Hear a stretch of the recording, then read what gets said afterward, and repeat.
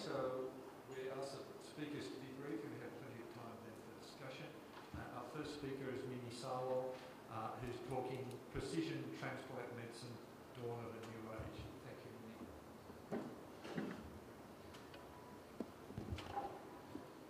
Thank you so much. Oh, this is loud.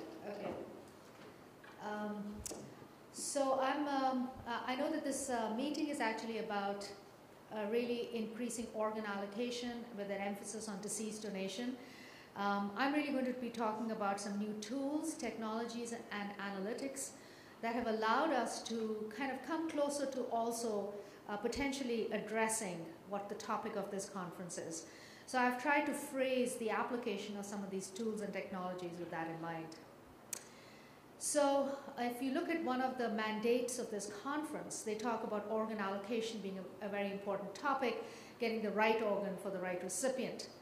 And when we look at the topic of my talk today, I think it fits in well because selecting the right organ for the right patient will reduce organ waste. So what will it do? It will extend the survival of the transplanted organ, and it will reduce the risk of acute rejection and, of course, improve graft function. Selecting the right patient for the right organ, of course, will reduce patient morbidity. Immunosuppression, therefore, can be dosed to the risk of the recipient to minimize development of post-transplant rejection events. And even more importantly, the immunosuppression could be dosed to the risk of rejection being if we knew if it was going to be either T-cell or antibody-mediated rejection, since the management of these different rejection episodes is different.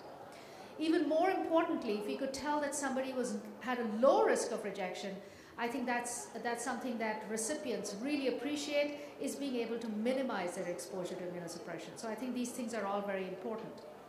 And then I know that this meeting is talking about deceased donation, but I will actually just bring a slight spin onto, in the case of living donation, I think it's really important to address what we're learning about the long-term outcomes after living donation.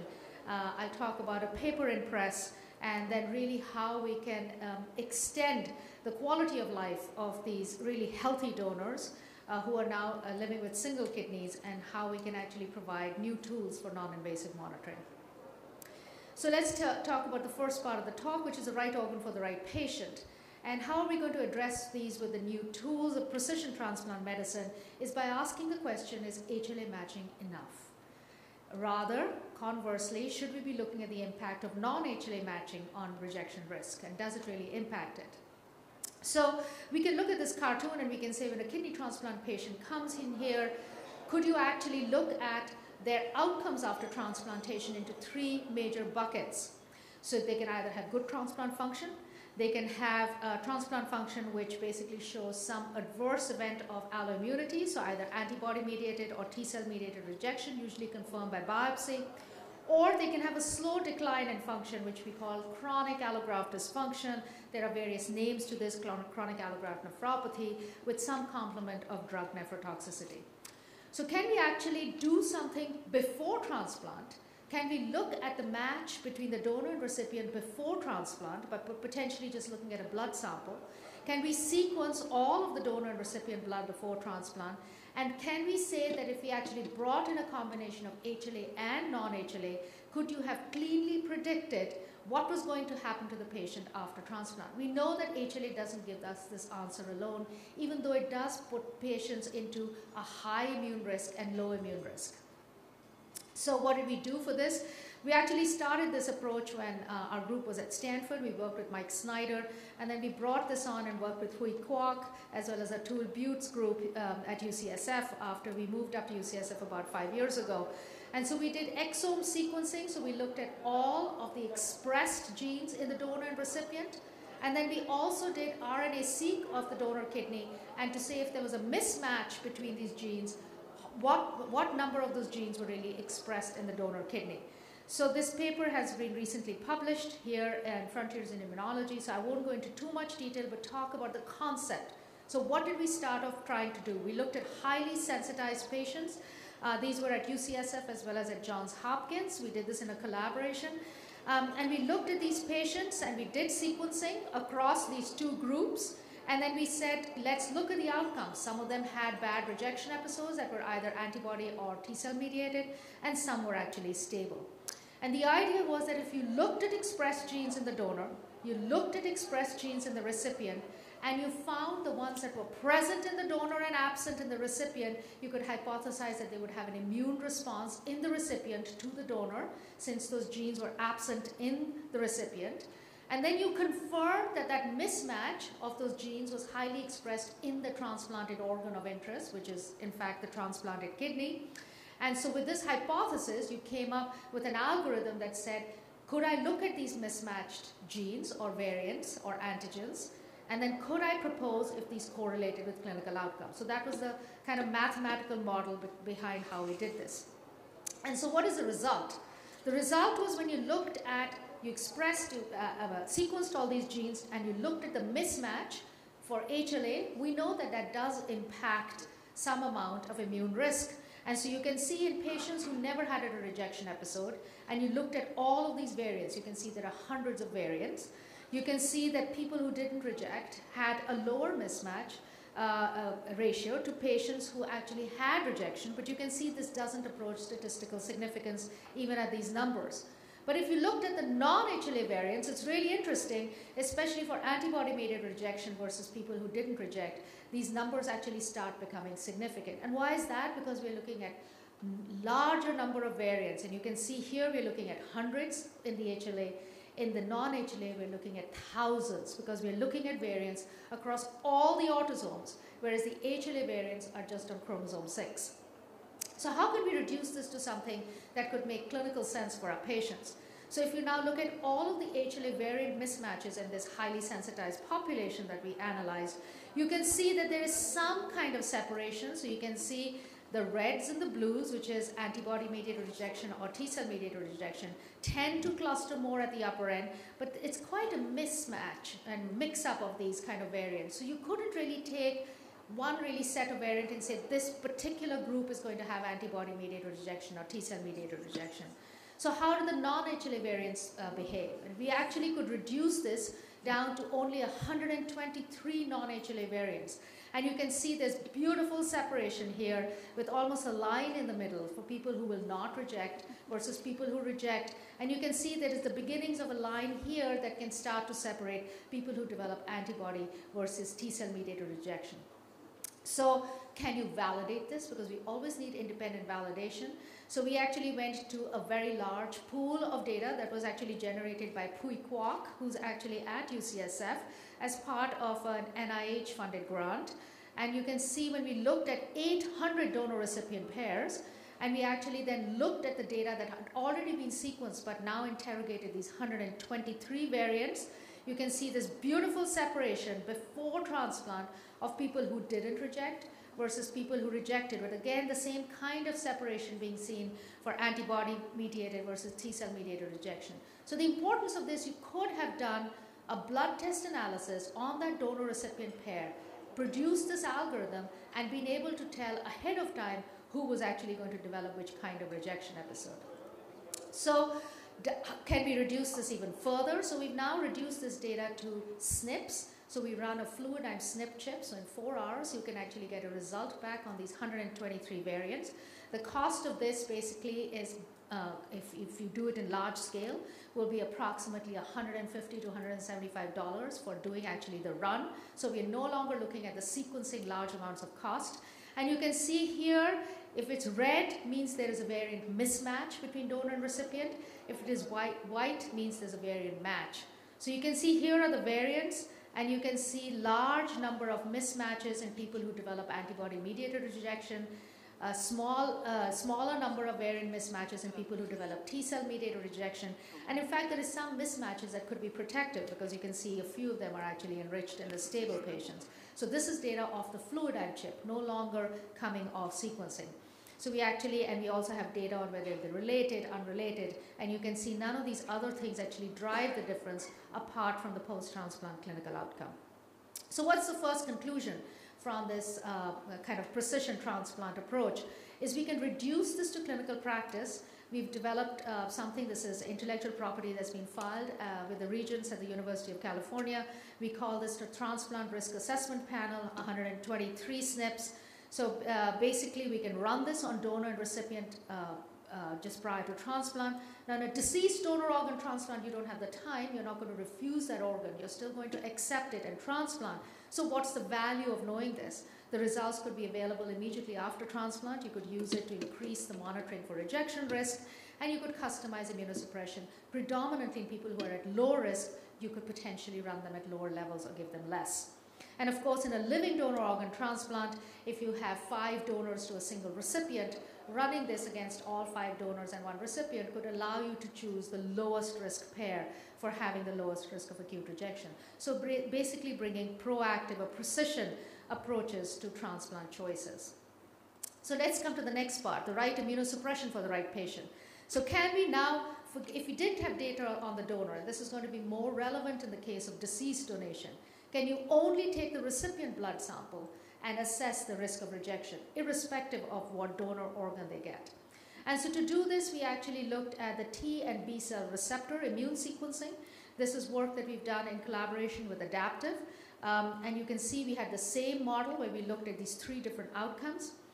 And I'm just going to show you one data slide. This is a paper that's just been accepted to Nature Communications and will be coming out. But if you look at people who don't reject after transplant, and you look at their pre-transplant blood sample, you can see that there is really not much expanded repertoire diversity. You look at the sample at 6 months, you look at the sample at 24 months, you see not much expansion of either T or B cell repertoire diversity. But what happens to somebody who's going to develop a rejection episode after transplant? Is their pre-transplant repertoire different? And this was a huge surprise to us. You can actually see in this pictorial representation, this is actually a mathematical algorithm that's generated in R by a very talented postdoc that I actually have in my lab, Sylvia Pineda. And you can see these different dots represent the size of the expanded clone. If the dots are connected to each other, those clones share the same CDR3 region. So you can see that these are highly functionally relevant clones that are very expanded even before the organ goes in a recipient, that if one could assess it, you could really drive immunosuppression differently. And I think this would really matter. Interestingly, once immunosuppression is brought in, you can see there is some contraction or reduction in this diversity, and then that diversity begins to expand again at 24 months. It never goes away in memory, but it comes back as these patients are probably more likely to develop accelerated chronic graft injury. So the second conclusion is we can really use these techniques to understand pre-transplant risk. So you can either do a donor and recipient SNP analysis to select the lowest risk pair or customize immunosuppression right after deceased donation to that risk, or you can independently assess the recipient's risk of rejection, and this could be entirely donor agnostic. So this would allow you to customize therapeutics to rejection risk from the start. So the third thing is we're talking about here is what happens then after transplant. We've talked about the pre-transplant, but after transplant, could you monitor for kidney injury or rejection? And to do it effectively, it has to be highly sensitive, specific, with a high PPV and NPV, but it also ideally should be non-invasive. So to try and do this, we've actually, again, worked. This is intellectual property, again, that is filed at the Regents through UCSF. And so we've developed this assay, which is called the Kidney Injury Test, or KIT. It basically is based on a urine sample that requires no processing at site.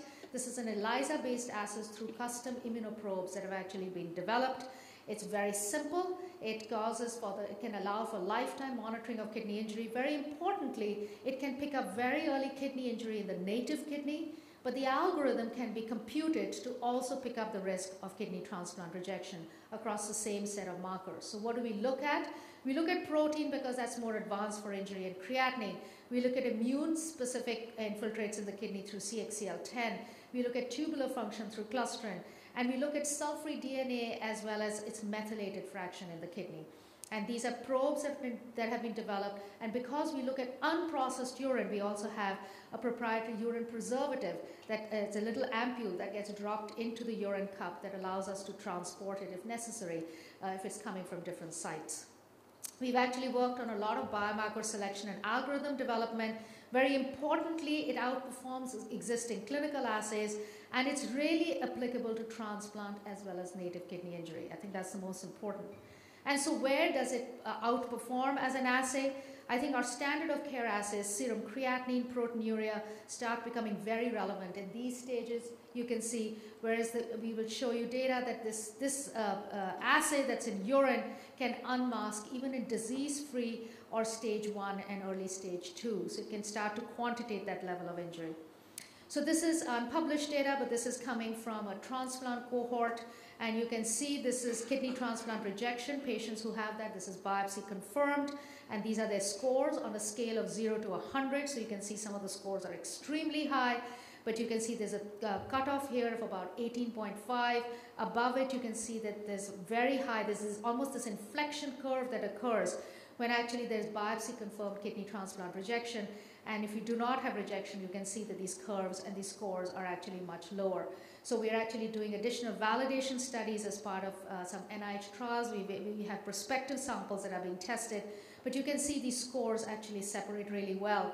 A single marker doesn't do it. And even though we have assays in blood that measure cell-free DNA, just looking at that single marker will not give you this level of specificity. And so this is looking at a head-to-head comparison with just blood cell-free DNA, and this is urine cell-free DNA plus other markers. And you can see this is an assay that is performing and penetrating really rapidly in centers, which is using blood cell-free DNA with its specifications. This is a study that we did with Natera in my lab at UCSF, recently published. Based on this study, Natera raised $80 million to enter the market head-to-head in competition with CareDx to offer this assay. We're actually working on just urine, and you can see the specifications are much higher.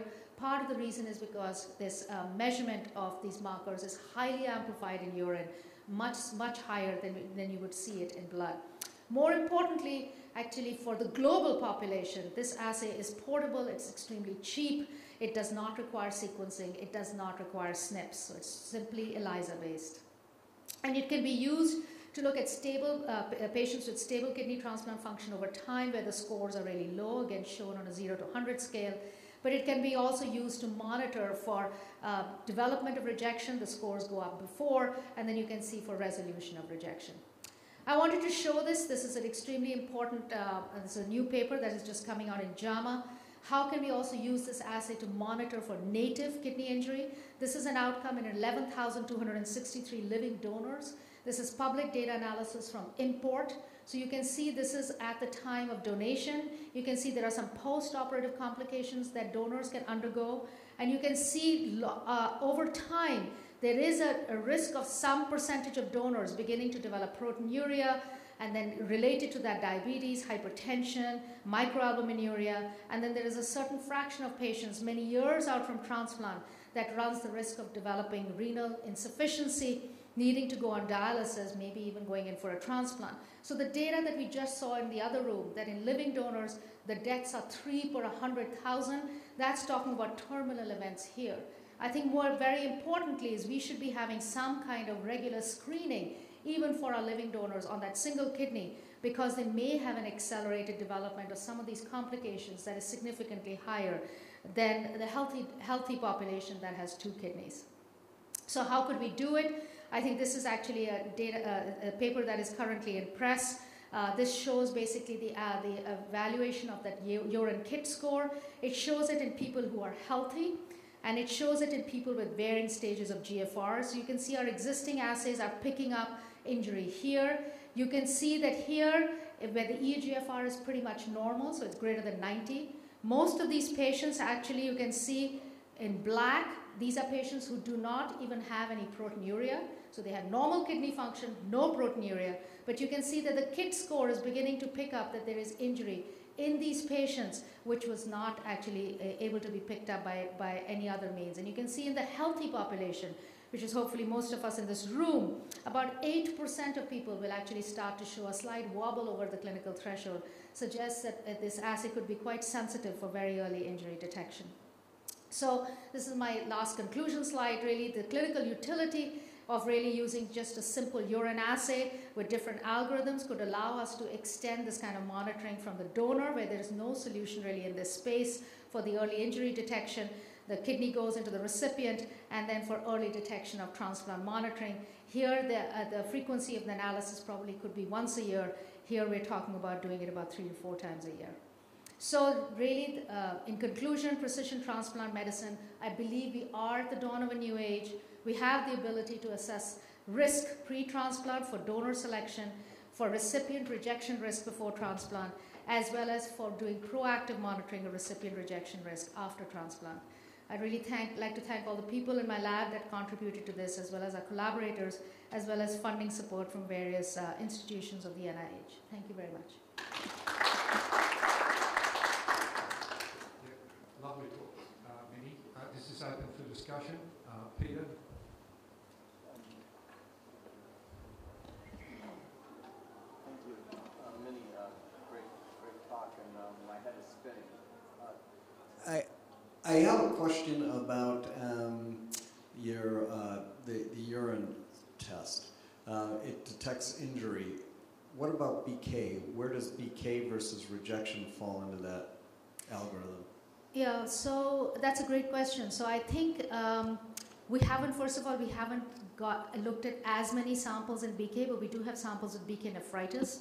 So I think where we know there is confirmed injury in the kidney, the score is high. It doesn't tell you if the injury is due to BK or whether it is due to rejection necessarily, because CXCL10 as a chemokine is elevated both in BK nephritis because of the autoimmune and kind of innate immune response with the alloimmune response. So it doesn't tell you that kind of difference. It does tell you about the burden of injury. So the cell-free DNA burden, if there is a lot of inflammation in the kidney, can actually be quite high. There are no other tests, I think, that can tell us that kind of differentiation between BK and transplant rejection. So the only other assay that we're working on currently, we have urine metabolites. And some of these urine metabolites are beginning to tell us differences if there's BK nephritis versus rejection. Introducing them into an assay that we can produce this rapid turnaround is more of a challenge because they are assessed by GCMS. And so getting them to a very simplistic ELISA format where the cost of goods for the entire assay is below about $20, which is what the target we've set ourselves, has been more of a challenge. But I think it will get there. The price of the assay may have to go up because of the GCMS requirement. Yeah, Mark.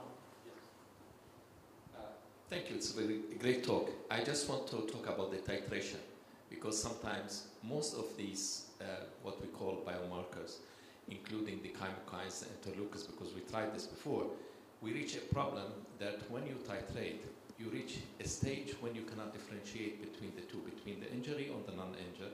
And the second part is there is, as you explained in your first part, we are moved by genetics, and some of these are actually due to a genetic mutation that can increase or decrease. So how can you differentiate between the two? Yeah, so I think if you're talking just about the urine test, which I'm assuming that's... Yes, exactly, the urine test. Right. So so the urine test, I think, is we've designed it as a composite to really pick up very, very early evidence of kidney injury. We've validated this in about 1,000. Sorry? As a filtration process. Well, so it has markers that actually look at injury as well as function. So we have markers that in it also that basically correlate very strongly with the stage of GFR. So you could see there that actually the score actually correlates very strongly without the need of a blood sample. So I think that's like really important. So it correlates with function as well as injury. Your question about whether genetic mutations drive some of this stuff is entirely true, as you can see it from the first part of the talk. I don't think the purpose of the urine test is to find cause of the injury. It is not to look at what drives it. It is to quantitate it in a highly accurate way, better than the tools we have today. What we have today is proteinuria or microalbuminuria, and we are seeing head-to-head that we are actually beginning to move that bar way before being able to detect the injury by proteinuria and microalbuminuria. So it has a different purpose. I don't think it's going to give you the cause, but you're absolutely right. The cause can be due to underlying genetic differences. Yes. Thank you, Minnie. That's totally very nice. Thanks. Lovely talk. Thank you very much.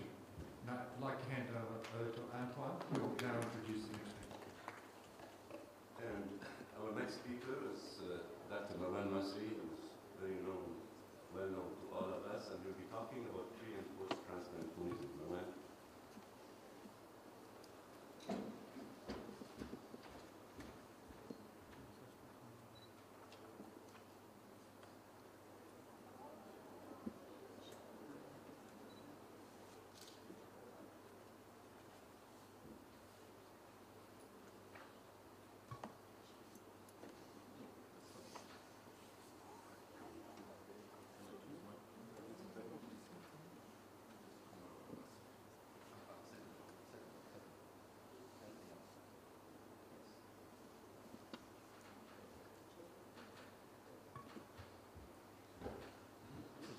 ladies and gentlemen.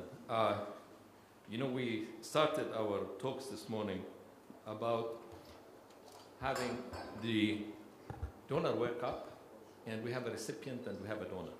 And in order to expand the pool, we don't only have to talk about the donor, we have to talk about the recipient. We've taken an organ from somebody, especially we are talking about disease, who's already have problems, and we want to transplant it into another patient who is already have many problems, not related only to the chronicity.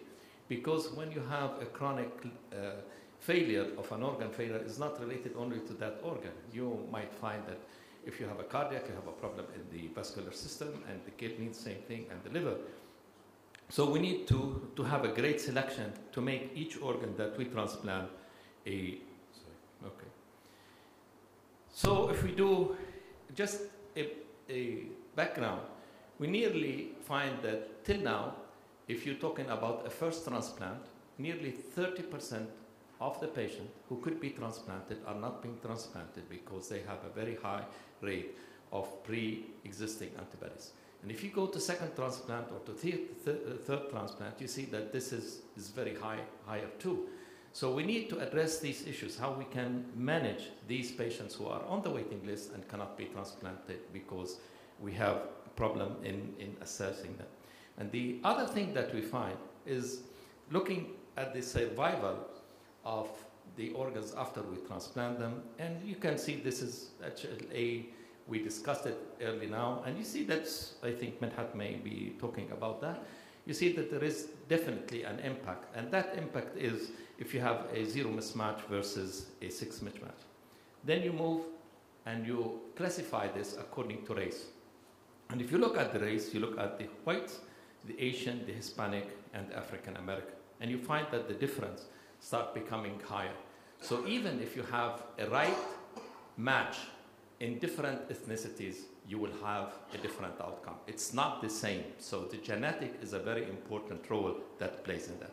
And if you look at the second slide, you see that even when you titer your immunosuppression, the reason for that is that each one of us will reflect or will accommodate the immunosuppression in a different way than the other. So if you're looking at the whites, you can see that the AUC, if you're using tacrolimus, you look at the Hispanic, or you can look at the African Americans, you see these patients are taking the same dose.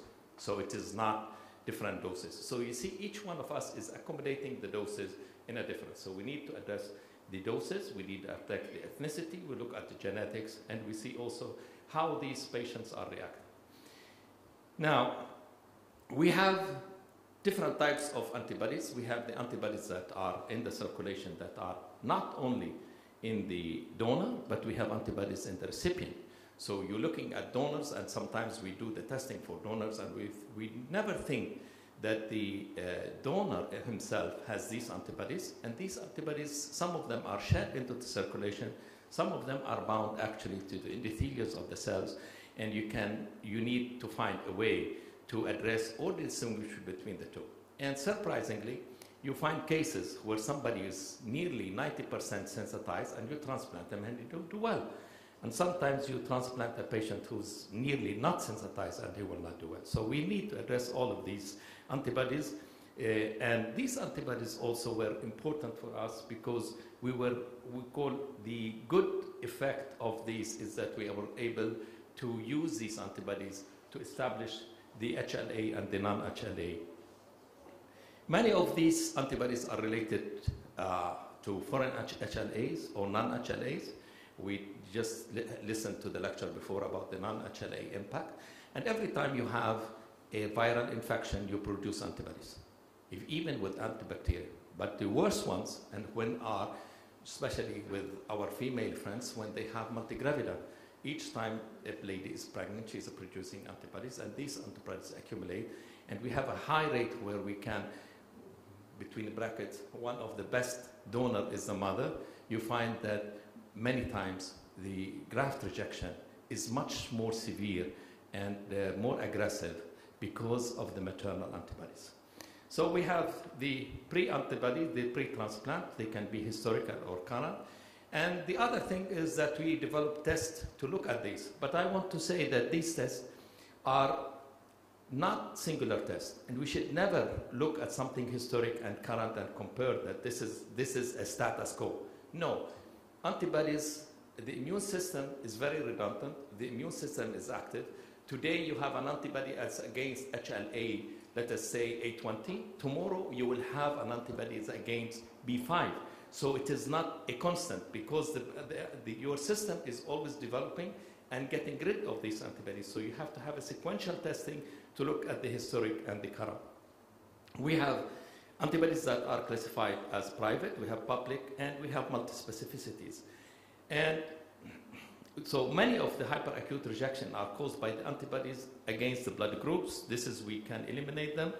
So you have also some groups that the A2 are different, and every time you transplant, now we have a different way, either to desensitize the patient or to do, as many centers are doing now, if you do the organ pairing. And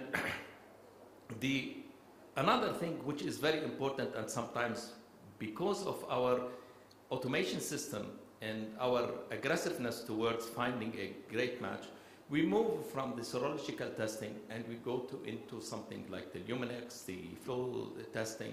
And when we do that, we forget that we have a complement system. When you do the flow, and which I'll show later, you find the binding, but you don't really know what that binding is doing to the cell. When you do the complement-dependent actually flow, the non-flow, the cytotoxicity test, you know that antibody that binds is actually causing a damage to the cell. So it's very important, keep the serology, but also you have to do the others, not only to do. And, okay. So the diagnosis, we have to look at factors in the detection. And as I said earlier, it is not important only to look at the antibody. We have to look at the specificity of the antibody. We have to look at the sensitivity of the test that we do. And we can start by either doing the cross-matching, we do the PRA, and we do the DSA. So we can do the panel-reactive antibody, we can do the donor-specific antibodies, and we do the cross-matching. When we do, as I said, there are different techniques to do the cross-matching. And the cross-matching is, if you do the serological testing, which we use, is actually you are predicting ahead of time what would be the outcome of the graft. So sometimes we can either say that because it is not very sensitive, but it is very specific. So we have to differentiate between the sensitivity of the test and the specificity of the test. So if we're looking at specificity of the test, the serologic cross-matching is very important. And it's very simple, it's very less expensive, but the problem is it is very subjective, because you have to look at the microscopes and you have to count and to see the difference between the dead cells and the live cell. And if you are, as my age, your eyes are not very good, and so you can miss, so it is not a very objective testing, it's a subjective testing. So we have to look at what we are looking for. We are looking for, it is an HLA versus non-HLA, it's a class 1 versus a class 2, it's looking at subclasses, and is it an antibody IgG and IgM, and this is all done. So what's questionable for me is this antibody an HLA antibody? And we just talked for the lecture before me, and we're looking at non-HLAs are very important factors. Is it an autoantibody? This is another issue, because many of the patients who develop end-stage renal failure has autoantibodies. And these autoantibodies are also very important in the graft rejection process. And we're looking at IgM, and we're looking at B-cell reactive antibody. So if we're looking at a positively identified, confirmed HLA antibody, it's a great clinical value. If it is not, we have no real measure till now to say it is really clinically relevant or not relevant. I just wanted to go, okay. When we do a flow cytometry, or we do a Luminex on a cross-match, and we look at the patient, and you can actually look at the count. Some people would like to look at the shift from one side to the another, and you can look, and you see in the red, you have the negative control, you have the sera of the patient in the blue, and you have the positive control. And from this class 1 or class 2, you see that this patient is a negative cross-match. The second thing, After you can actually look at the shift. And depends on the shift. Every center in the world uses his own shift and looks at positivity or negativity. In many countries where we do not have an active disease donor program, we like to put the shift on the left side less than on the right side because we are selecting a donor and every organ in that country really match. The nice things about them is that when you look at with this like this slide, you can, if you have, because you can take a documentation, you can look at your patient after transplantation, and you can see if the same patient who was negative, he became positive after transplantation, and this way you can document this. So what we recommend, if the cross-match with the CDC is positive, we like you to take a hold and review your transplant. If it is negative, then you have to either to move to the flow or to move to the PRA. And the sensitization, the study design, you can see that if you have samples of 303 samples, and you look at the difference between the sensitivity. If you look at the CDC, is positive 116, negative 148. You look at the ELISA, and you look at the flow. So there's a little bit difference between the two, although this difference is not significant. However, when you transplant patient, any loss of an organ is unimportant. The second thing is that the PRA is very important, especially if you have a disease donor program, because you can predict what the patient is doing. You do the PRA, and it's historical and new. And you can do either the single epitope or you can do the single antigen. Most of the centers in the world now are going for the single antigen, which is a very important, but it does not look at the non-HLA system. So the donor-specific antibody is to look if you have a way of really predicting what's the outcome of a cross-match. You can use the donor-specific antibody. And we found that 8% of the patient developed de novo. So it's not only that you test before, but also you have to test after, and you have to do it frequently. And if you do not are designed to do post-transplant donor-specific antibody, you have a problem because these antibodies would develop at any time post-transplantation and will have the same deleterious effect as before. So if you have a low DSA and a low PRA, for an O donor, easy to sensitize. The problem is also when you want to treat these patients who have a positive DSA or a positive PRA, you become very expensive. There are many different techniques. Some people use desensitization by plasmapheresis, sometimes by IV IgG, sometimes by antibodies. So it is a very big issue in what would be the best way to deal with these preformed antibodies. Many centers use as an inductive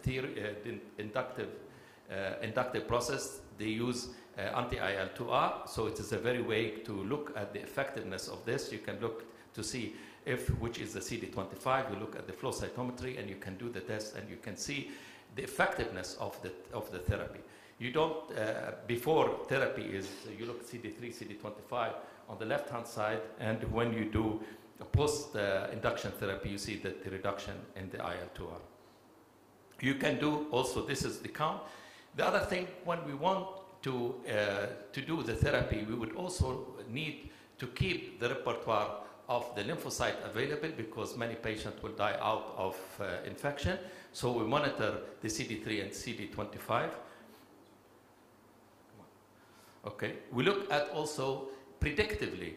There is, every time you have a challenge to the immune system, there is an activation. This activation starts by the CD69 is one of the first activating markers in the immune system. And we look at the patients who are not rejecting versus the start of the rejection, and you can see there is a high increase, and it is a dramatic increase in the CD69. So this is the time to treat the patient. This is the same thing. We can look at when the CD69 is activated, and you can see that especially if after and it's usually start to coming up around 7 days post-transplantation. I'm having problems with mine. The same thing with the anti-HLA-DR, so these are the activating factors. The price for these tests are very simple. If you have a flow cytometry, you can do it on any blood sample, and it takes about 15 to 20 minutes. It's less expensive than doing the whole genetic testing on them. So we also look at the regulatory T cells. We do the same thing with the IL-10 producing CD19 and CD8, CD20, and the NK cells. But if you look at them, you can see that looking at the CD28, and by the time you actually try to titer your cells to really determine which is a T regulatory cell, you become to use at least 20 markers, and by the time you look at them all, you can see start on the right-hand side how much difference is starting in the count. And if you look from the first count is the CD45, CD25, and look to the last slide on your right-hand side, out of the 1,800 cells we are only able to identify 12. So you need to have a very specificity test to be able to talk about T regulatory cells. T regulatory cells are very important, but you have to develop the technique for them. And if you add, one question was raised today about looking at the PK versus the non-PK, and with these tests we are able to look to see if this is an actual rejection versus an infection. And you can see that in the infection type with the PK, you can have on the left-hand side, you see the expression, both co-expression of the CD8 and the CD4 at the same time. The other thing is thrombophilia. One of the other issues I said is we're looking at now in our centers, we start using in Lebanon as a general, not only in my center, but in Lebanon in general, we start assessing both the donor and recipient to look at the thrombophilia, because we start to finding a very big issues as vascular problems with the patients who have a thrombophilia mutation, especially in the factor V laden region. And factor V alone has 3 mutations, and either the platelet activation also are very important in the outcome. So there is a big study, I don't know if Dr. Berberi will mention it tomorrow, that we done using for cardiac patient, for patient on dialysis, for normal patient, for patients who have spontaneous aborting females, and we find there is a very high correlation between the presence of these mutations and the rest. And I'm just gonna be ending with this result. Is it just to look at the single risk with these patients? If you take the single risk, just look at a patient alone, you look at the factor V laden, it becomes, you look at the patient, you look at the pregnancy, and every time you added one of these thrombophilia pattern, you find that the risk is increasing. And if you look nearly, if for our female colleagues, if they have that involved, especially when we ask them not to get pregnant after transplantation and they take the contraceptive, you see that their risk, if they have the factor V or factor V laden or more than one of the factors, it's nearly 100% that they will have a vascular problem. Thank you very much.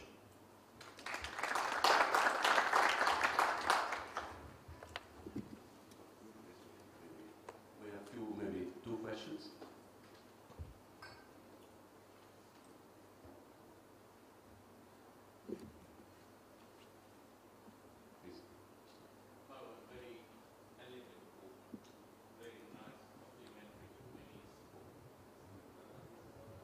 When we talk about monitoring of the patients post-transplant, we always think that what is the optimum immunosuppression for that particular patient? Because we use combination drugs, and the overall immunosuppression burden for that particular patient has never been defined. It's all trial and error. There is some evidence now that some endogenous viruses which we carry, which are not pathogenic, if their titers was to go up, that would be a marker of over-immunosuppression, and we can then tailor our total immunosuppression. Wouldn't it be nice when we are looking at the risk parameters, which we heard today from you as well as Minnie, to have another panel to guide clinicians like me, that yes, there is a high-risk patient here and we should be increasing immunosuppression, but there got to be a limit, and that some parameter which will tell me not to cross that boundary will be counterproductive. What is your opinion about that? This is a very important issue that has been on my mind for so long, and we worked on immunosuppressive drugs. I'm not sure some of you know, I was in the development of the new oral and that. The issue is that these drugs have very small therapeutic window. So it is to titrate them is very difficult because you have to looking at toxicity and versus efficacy, and the window is very, very, very small. The second thing is that we have also, as you see from the slide, I put it purposely because I have another slide to look at Lebanese population, and you see it's drastic more than you see in the American population. So there are genetic factors that can affect that. The other thing is we're always monitoring the blood. And the blood is not the right system, is not the right repertoire to look at the immunosuppression because you might have so much in the repertoire. And we have done about 10 studies looking at the effect of the immunosuppression on the lymphocyte itself. And we are able to tailor the immunosuppression according to that. And Dr. Berber, I don't know if he will talk about it today, tomorrow or not, but we have reached the stage that monitoring procedure that we have now is not ideal for that. So you have to change your monitoring technique, try to look at the site, or actually look at the various, unfortunately, you have to do it on personal level. Many people ask me, what would be the reference range for cyclosporine in the blood? There is no reference range for the cyclosporine in the blood. There is no reference range for tacrolimus in the blood. I worked in it all my life, and I cannot give you that answer. It has to be individual according to the patient himself and according to his ethnicity, as you can see from the slides. Thank you. Thank you. I have a question for both of you. You talked a lot about genetics. We know today that genetics contribute only 20% to the outcome, to 30%. 70% is environment with the epigenetics now that are coming up. How can you control the environment? For me or? For, you know, for... It's difficult. It's difficult. It is, you know, but Tony, about the cell. we did a study looking at, with the urine, and we published this about 20 years ago. We were looking at the interleukins and the cytokines into the urine of the patients. And we find out that it was very nice until we start looking about what they are eating, what their genetic is. So there is many different parts. It is not one single issue.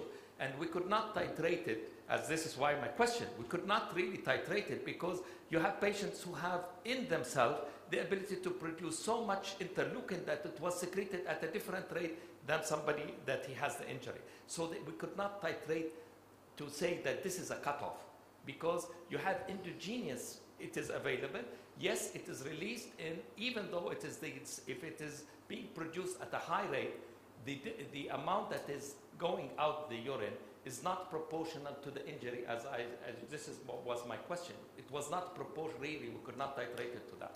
Yeah, so I think you're right if you're starting to look at single markers, and I think that's why developing algorithms with weights for all of these different markers makes that possible. But I think single markers on their own, or even just handful, will make that difficult. But coming to the epigenetics, I think that's why you're absolutely right, and that's why actually one of the markers that we look at is the differential methylation of the cell-free DNA.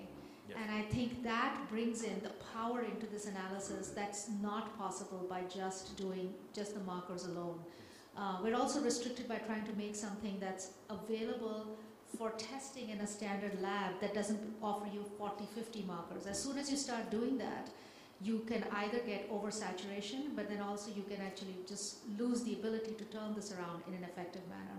So, but I think just because of what you said, we actually do look at differential methylation, and that gives actually incredible amount of information about how that gene is switched on and off and how it's impacting the score for injury. And my second question for you is that this presence of methylated DNA, it is a response of the genetic expression to the environment, but the environment could change from one environment to another environment, from one ethnicity to another ethnicity. So what we might be observing in the US might not be applicable in other areas of the world. Absolutely, and I think that also brings in the power of serial, repeated monitoring. Just because you have a readout one day doesn't mean it's a static readout, Yes. and based upon the environmental, the dietary changes, etc., that can change. And so that is also, I think it puts the weight on us to develop assays that you can use very frequently at a low cost with very high throughput. And universally.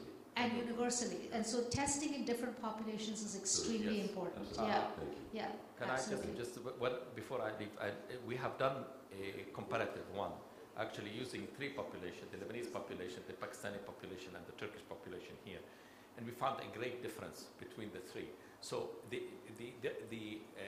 you can consider that between Lebanon and Turkey, we have a long history of intermarriage between the two populations, even though the people who were living here versus the Turkish origin who were living in Lebanon, they did not respond the same. So this is looking at Absolutely. So I would say people in Turkey as well as Istanbul, if they're interested in getting a 100%. study done, we should do that. I think it would exactly. be very interesting really to really do it. In different way. I'm finished. Yes, yes. Thank you.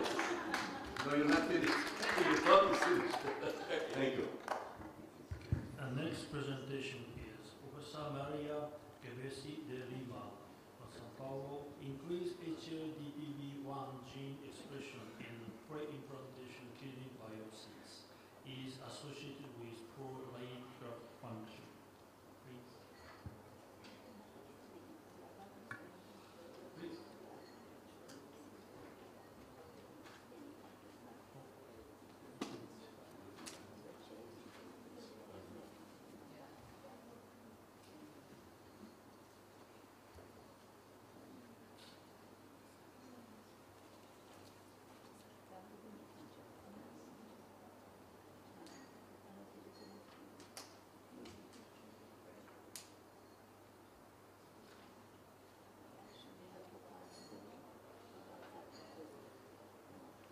So good morning.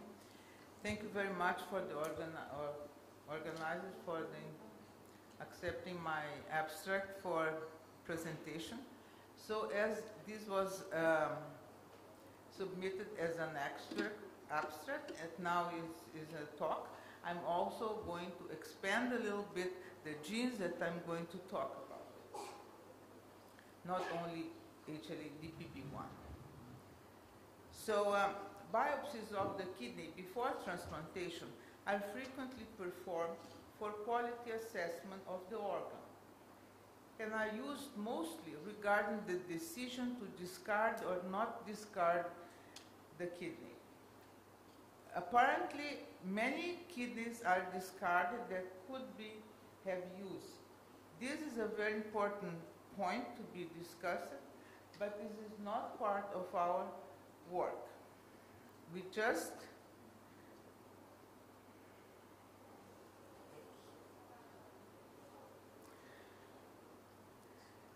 we focus on the kidneys that were used for transplantation.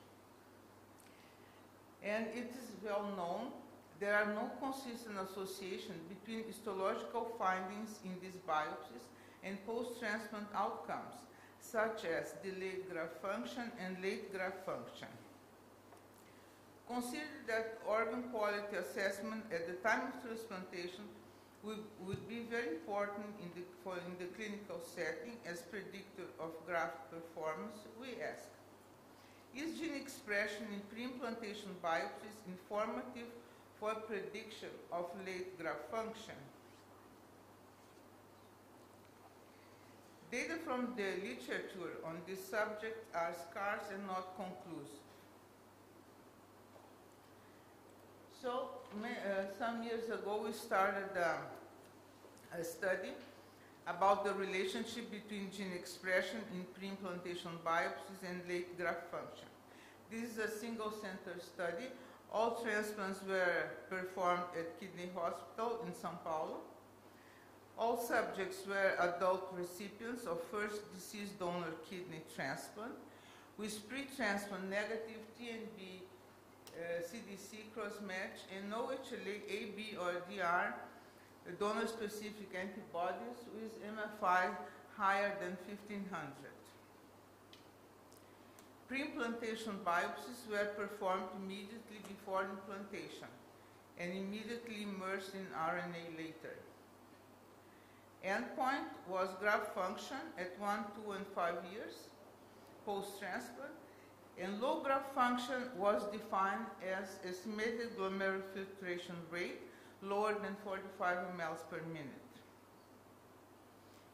And this study was conducted in 2 cohorts. The discovered cohort, where we did the microarray study comprising 53 biopsies, and the validation cohort in which we studied the genes by real-time PCR, RT-PCR, and this included 116 biopsies in transplant, and the transplants were performed in 2014 and 15.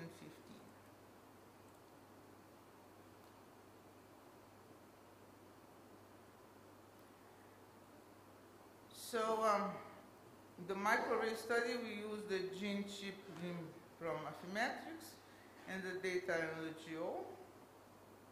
And these are the top 25 upregulated genes in cases of low graft function at 1 year. It's a 20.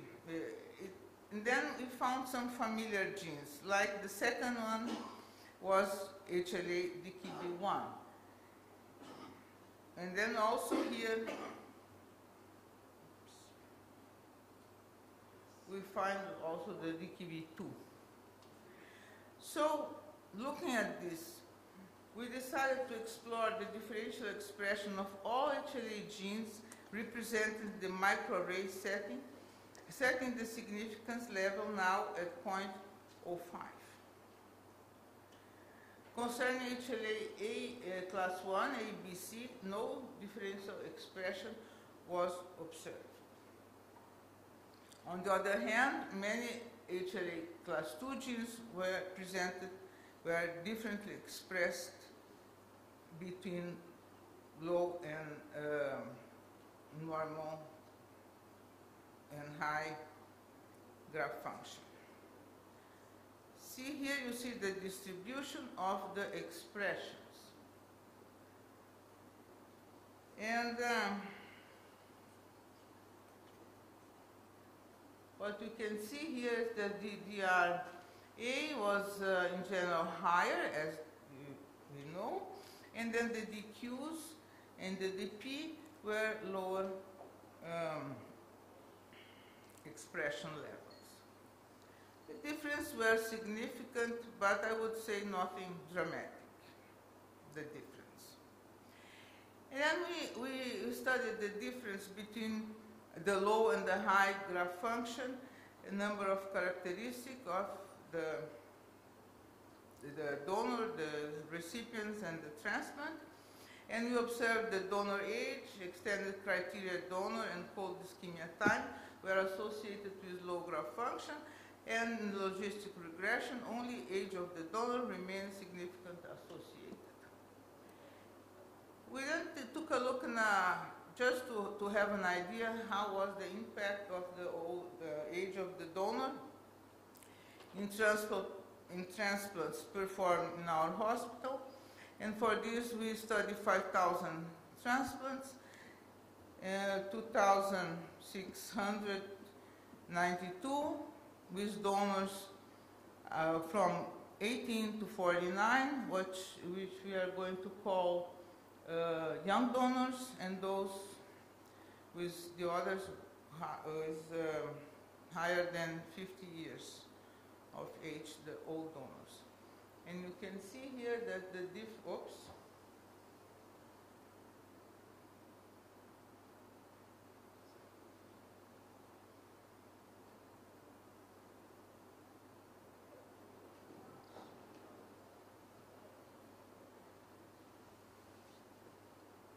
the difference between young and old donor, they increase with time.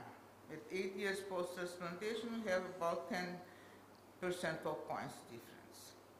So we decided that we had to investigate the relationship between HLA expression in biopsies and graft function, taking into account the age of the donor.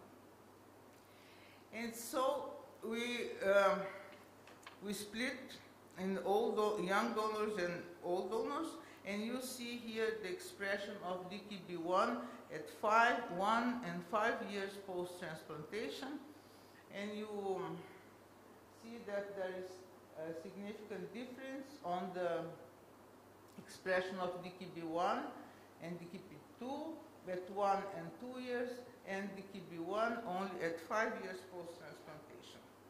On the other hand, no difference at all are observed in old donors. It's well known that the function at 1 year is a good predictor of the function at 5 years post-transplantation. So we explored this issue also. So for those patients that had at 1 year a low graft function, they all had at 5 years also low graft function. And those that they had at 1 year really good function, higher than 60 mLs per minute, they continue to have a good function. This is expected. And then we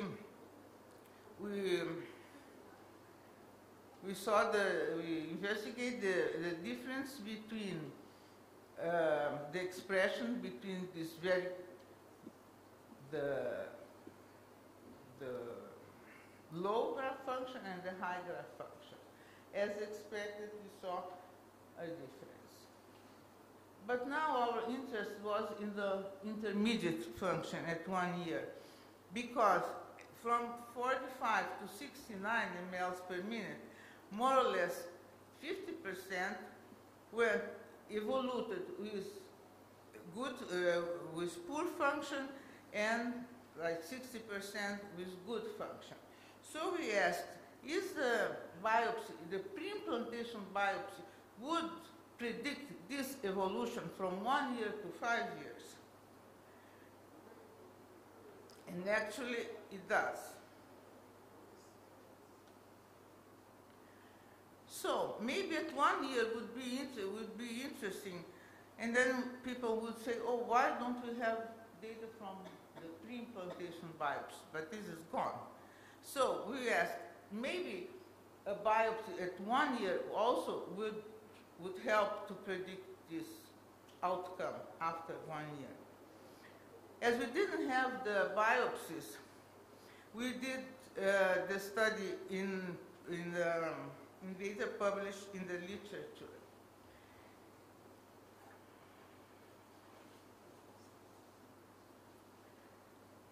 So in this very interesting paper, they by Park and Mark Stigl is the last author.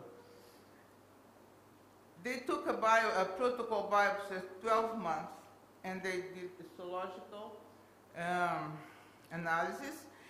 And when the histology was normal, or if there was only interstitial fibrosis, the outcome was very good, the two curves. But if you have interstitial fibrosis plus inflammation, it was the worst outcome. And in this biopsy, they also did microarray experiments. So we studied those expression because all the data were in the GO. And we saw the analysis of the HLA expression. And this data confirmed our previous data, that we had a good function, meaning those with normal or just with interstitial fibrosis, we had lower expression than those with the poor function, with evolution. Okay, then we did the validation cohort as I said, with real-time PCR. And here we studied DPB1 and DKB2 because we didn't have the assay to evaluate DKB1 expression. So here you see the DPB1 data. In young donors, the difference was borderline. And in old donors, we saw at 2 years, we saw a little bit higher expression in the low graft function. So these data are not conclusive, but anyway, we have to remember that concerning DPB1, in the microarray study, you only saw the difference at 5 years post-transplantation. And so, to study a little bit more this DPB1, you know there is a SNP in the DPB1 untranslated region that controls the expression of the DPB1 gene. So the G variant is high expression and the A variant is low expression. So would this polymorphism influence the DPB1 expression in pre-implantation biopsies? And the answer is yes. When you have the G allele, when the people are homozygous for the G allele, the expression is higher than when they are homozygous for the low expression allele, the A allele. And this is true for young and old donors. And then we ask, is the G allele in the HLA DPB1 mismatch antigen associated with low graft function? And here we see that 47.8% of the recipients that received a kidney with a mismatch of DPB1 having the G allele had low graft function at 1 year. The young ones, and no difference in the old ones. But this we don't have any definite conclusion. On the other hand, DKB2 expression was really confirmed very nicely 1 and 2 years post-transplantation. So, high expression of DKB2 worse outcome. And now, having this association, we had to evaluate how it behaves as a marker. So we did raw curve analysis, and then we set the cutoff, and here you can see the data. For 1 year, you have a sensitivity of, with this cutoff values higher than 0.025. We have a sensitivity of 83%, specificity of 81, and 71 positive predictive value, and negative predictive value of 90%. And the figures are a little similar, a little bit less for 2 years. So I think this is a good marker. So in conclusion, from the microarray study, we have a 5 years follow-up, and we conclude that there is association between increased DPB1, DPB2, and DPB1 in pre-implantation biopsies from young donors. We don't have any marker for old donors. And at the level of expression of DKB1 and DKB2 predicts also the evolution of the graft from 1 year to 5 years post-transplantation. The validation study, then we conclude about the DPB1, that this association at 1 and 2 years is weak, may be independent of age, and has no utility as a marker. DPB1 expression is higher in people from donors homozygous for the high expression allele, and the results suggest an association between presence of the G allele in the mismatched DPB1 and low graft function. And but the whole thing of this DP expression, we think that it's possible would be more clear in retransplants, where DP mismatch have an effect on graft survival. And these are data from CTS, and you can appreciate that in the first transplant there is no effect at all of DP mismatches, only in the second, in the retransplants. So, concerning DKB2, is we think that's an excellent marker for low graft function. But what is this DKB2? I think nobody here maybe heard about. We didn't know anything about. Okay, it's a gene close to DKB1. Very few things are known about this gene. In 1989, it was described that a detailed structure of DKA2 and DKB2 is entirely compatible with the expression, yet the expression has never been demonstrated in any tissue. And DKB2 genes, unlike HLA class 2, other class 2 genes, exhibit little or no polymorphism. In 2012, comes another paper on DKB2 saying that there is expression in Langerhans cells of the epidermis.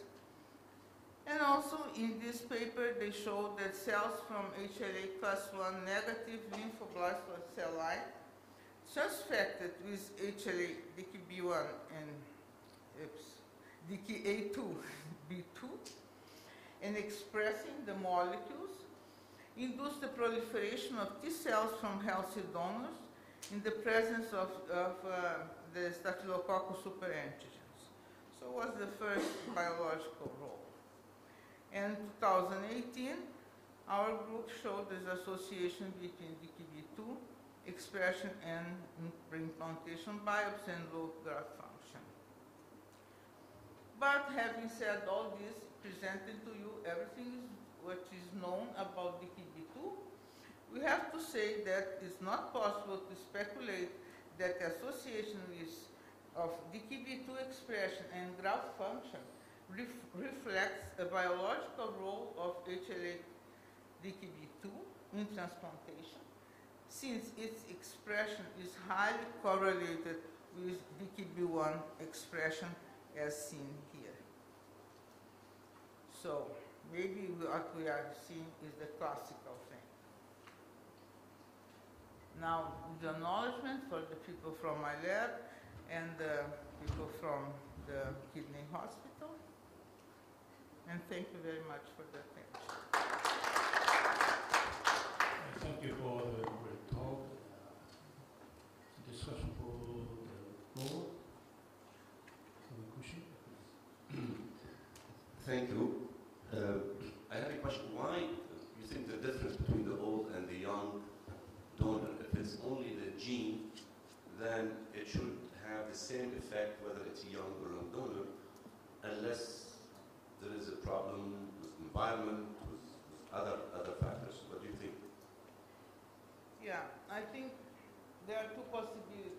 One is that age is already such an important factor, then that the secondary factors, let's say, they don't play a role because they are major factors of about age, other things. And another possibility is that the kidney of old people, like we call here old because we divide it, but it's not really, maybe it's not the right division of 50 years. But I think they are already inflated. They have more inflammation, and so everything is upregulated. And we really could not show that all the HLA genes were upregulated in the old kidney. But there was an increase didn't reach statistical significance. When you see all the data, you realize that very few kidneys from all donors have low expression. Thank you. So I think it's more. Thank you. We're going to move on. We're struggling to make the end of lunch at this rate. Okay, so thank you very much. I'd now like to invite Meta Asker to give a presentation. His title is Maximising Organ Utilisation Models and Best Practices in Deceased Donor Histocompatibility Testing. And we ask the remaining three speakers to stick to time. That would be very helpful. Thank you very much.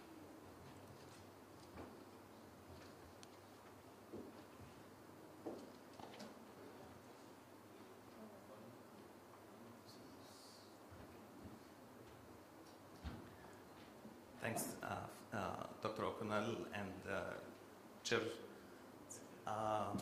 The good news is that this talk is not going to be science heavy like the previous talks. This is going to be more of logistics talk. So just as an outline, I will talk about components of histocompatibility testing as pertains to deceased donor allocation. And I'm going to talk about the role of clinical histocompatibility testing in organ allocation and models of structuring these components. So I'll just use the principles from the United States Organ Procurement and Transplant Network, just as a reference point, not particularly that this is like there is anything special about it. So in general, labs that are involved in deceased donor, they need to operate, they need to have written agreements with transplant programs so that it ensures the consistency in how patients are managed, how organs are allocated. They need to operate on 24-hour a day, 7 days a week. They need to perform donor typing by molecular methods. They need to do recipient antibody testing by solid phase assay like ELISA or Luminex. And kidney transplants involving kidney, either kidney alone or multi-organ, including kidney, needs to have prospective cross-match. So this is just as a framework of the things that we'll try to achieve when we are designing how to have a lab that serves solid deceased donor organ transplant. So testing components, the recipient APO typing, the recipient HLA typing, the recipient antibody testing, and the donor HLA and the ABO typing, and the cross-match, however physical or virtual. And Dr. Marwan touched on this a little bit, and I'm going to add that. In an ideal world, you would perform virtual cross-match initially so that you can determine which organ, which donor to be tested with which number of recipients, and eliminate the possibility of recipients that the cross-match is going to be unacceptably positive. And based on the prediction of virtual cross-match, you decide however you perform or not perform physical cross-match, and those could be performed by CDC or flow cross-matches. So you can see here that in this way of doing things, some of the testing actually is you have a significantly longer time period to perform these tests. So doing the ABO and the HLA typing and antibody recipient, you have days, possibly weeks or months or even years to perform these tests. But what becomes critical and the time sensitive is HLA typing and the APO typing of the donor and virtual cross-match and physical cross-match, where you really have hours, and if you have prolonged, then that could delay the cold ischemia time. So that's why you need to have these labs to operate on 24/7 basis. So why these tests are important, how they affect the outcomes. So let's talk about HLA typing initially. So typing could be performed by serological methods. The initial, least sophisticated molecular test would be SSP, and you could perform Luminex. So the SSP has the lowest instrumentation cost. It is a bit laborious, but it has short turnaround time, about 3 hours. the Luminex is more streamlined but have higher multiplexing capability, so you get higher resolution typing, and this takes about 6 hours. And now most labs actually perform, in the Western world, perform real-time PCR and melting curve analysis, which applies the same principle of SSP, but using the qPCR, quantitative PCR analysis, and usually it takes about an hour and a half, of which only 20 minutes hands-on time, which allow the technologists to be performing cross-match and other tests while the typing is going on. So why typing is important? It has been shown even until very recently. So we can see here this study actually including patients in 2017. So it is not like now we can overcome the effect of matching. So the effect of matching remains, and we see this, the more mismatches we have, the more, the worse the outcome. So would there be any reason why we wouldn't want to match for patients? This study was published in 2004, New England Journal of Medicine, actually changed the point system in the United States and eliminated some of the points for matching. And the reasoning behind that is that they showed, particularly for the non-white, like blacks versus white, Asians versus white, and the other races versus white and Hispanics, you can see this is the system that gives points to A, B, D, R, and if you eliminate the B matching, but you keep the DR, you significantly reduce the difference in transplants between different races. And if you eliminated the DR as well, you don't get significant reduction beyond that. So based on that, it was deemed that you need to keep the DR, but not necessarily the A or B, because they would significantly decrease the disparity between different races. And when they looked at the outcome, the risk of graft rejection, there didn't seem to be a significant reduction in graft outcomes based on elimination of A or B, but was statistically significant reduction in graft outcome if you eliminate the DR. So based on this, it was concluded that eliminating the points for or prioritization for matching for A and B loci would significantly decrease the disparity in different races and without significantly affecting the outcome. And one might think, so what's the big deal? They wait until they get the right graft, the matched graft. The problem with that is you have longer wait time, you have increased risk of mortality on dialysis. So there are always trade-offs. So for antibody testing, we don't, so the immediate risk of if you have donor-specific antibody is instead of having this nice picture, you have hyperacute rejection. We don't see hyperacute rejections these days, but what we more likely to see is this incremental increase in worsening graft outcomes. And actually, so this is a rejection, this is graft loss, and this is patient death.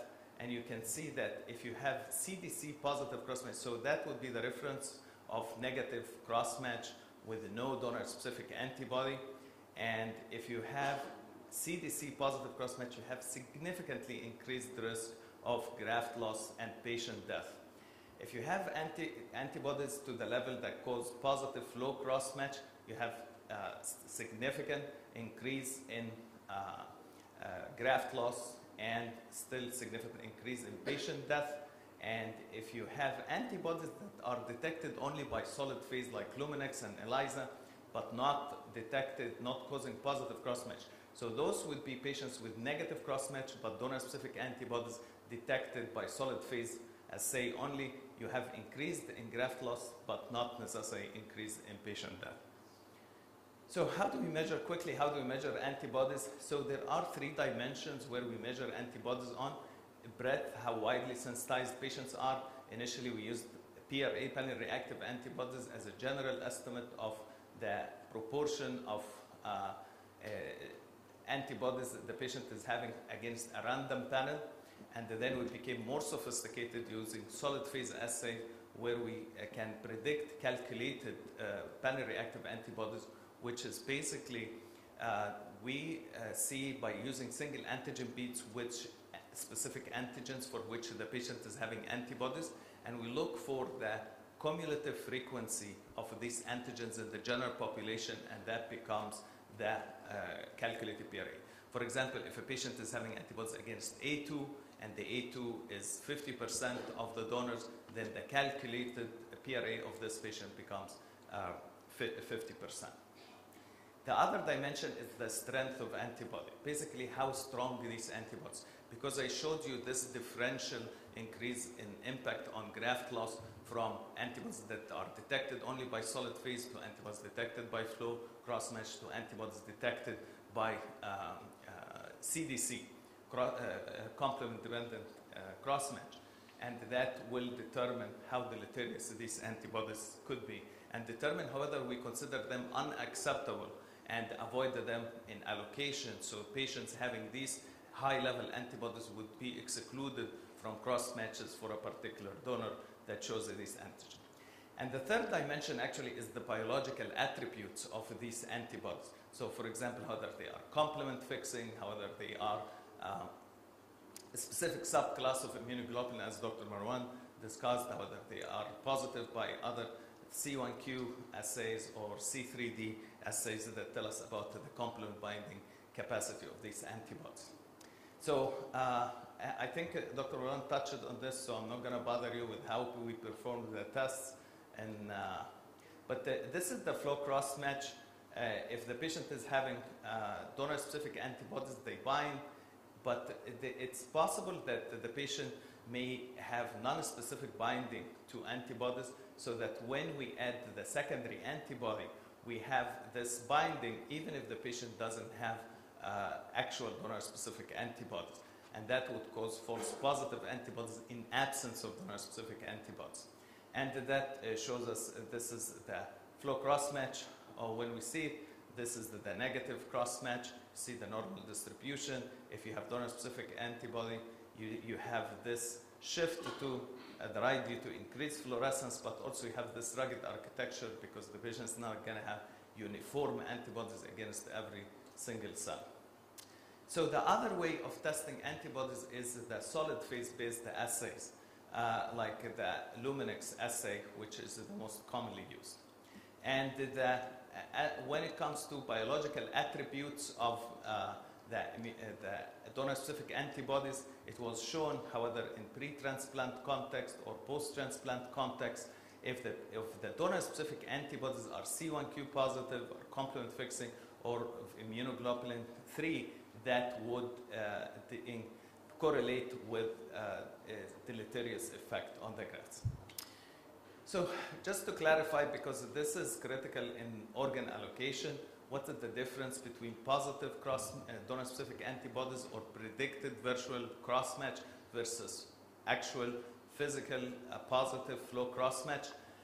The virtual cross-match prediction positive or the presence of donor-specific antibodies means recipient has HLA antibodies that correspond to donor mismatched HLA antigens detected by solid phase assay or predicted virtual cross-match. And that compares to positive cross-match, which means that the recipient has antibodies that react to antigens on the donor lymphocytes that are not they don't have to be HLA. They could be non-HLA. They could be HLA, of course. They could be non-HLA. They could be autoantibodies. And the concept of virtual cross-match actually is not as recent as we may think. I looked at the literature to see when did this appear, the first notion of it, and you can see here that this manuscript, this publication shows that a comprehensive serum analysis for public antibodies in highly sensitized patient candidates has optimized identification of potential cross-match compatible donors, meaning prediction of negative virtual cross-match, or avoided needless cross-matches, which means predicted positive virtual cross-match and thus actual flow cross-match was not performed. And actually, who can fill you in? You can't answer this. When this publication came out, how many years ago?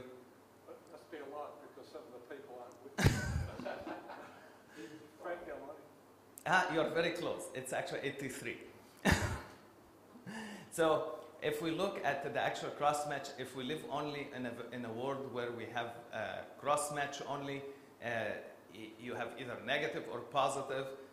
So negative would be no-go, negative would be a go, positive would be no-go. But actually we live in a world, as I showed you, the differential effect of antibodies is more like this. So we really need to rely on solid phase-based assays that predict, that shows us the virtual cross-match reality. And that we can see that you can have all combination of positive, negative, negative, negative, and positive, positive. And this is just an example to exemplify how these two dimensions work together. So this is the negative control, this is the positive control, and this is the patient. It's a positive flow cross-match result, and so that would be in this. But on this, we really can't tell on this spectrum where that would fall. So in order to do this, we look for the mismatched donor antigens, and we look at the corresponding. These are the corresponding donor-specific antibodies. It's a strong positive, and then we look, the other class 1 and class 2 are negative. So that would be positive, but actually it is positive donor-specific antibodies, positive cross-match.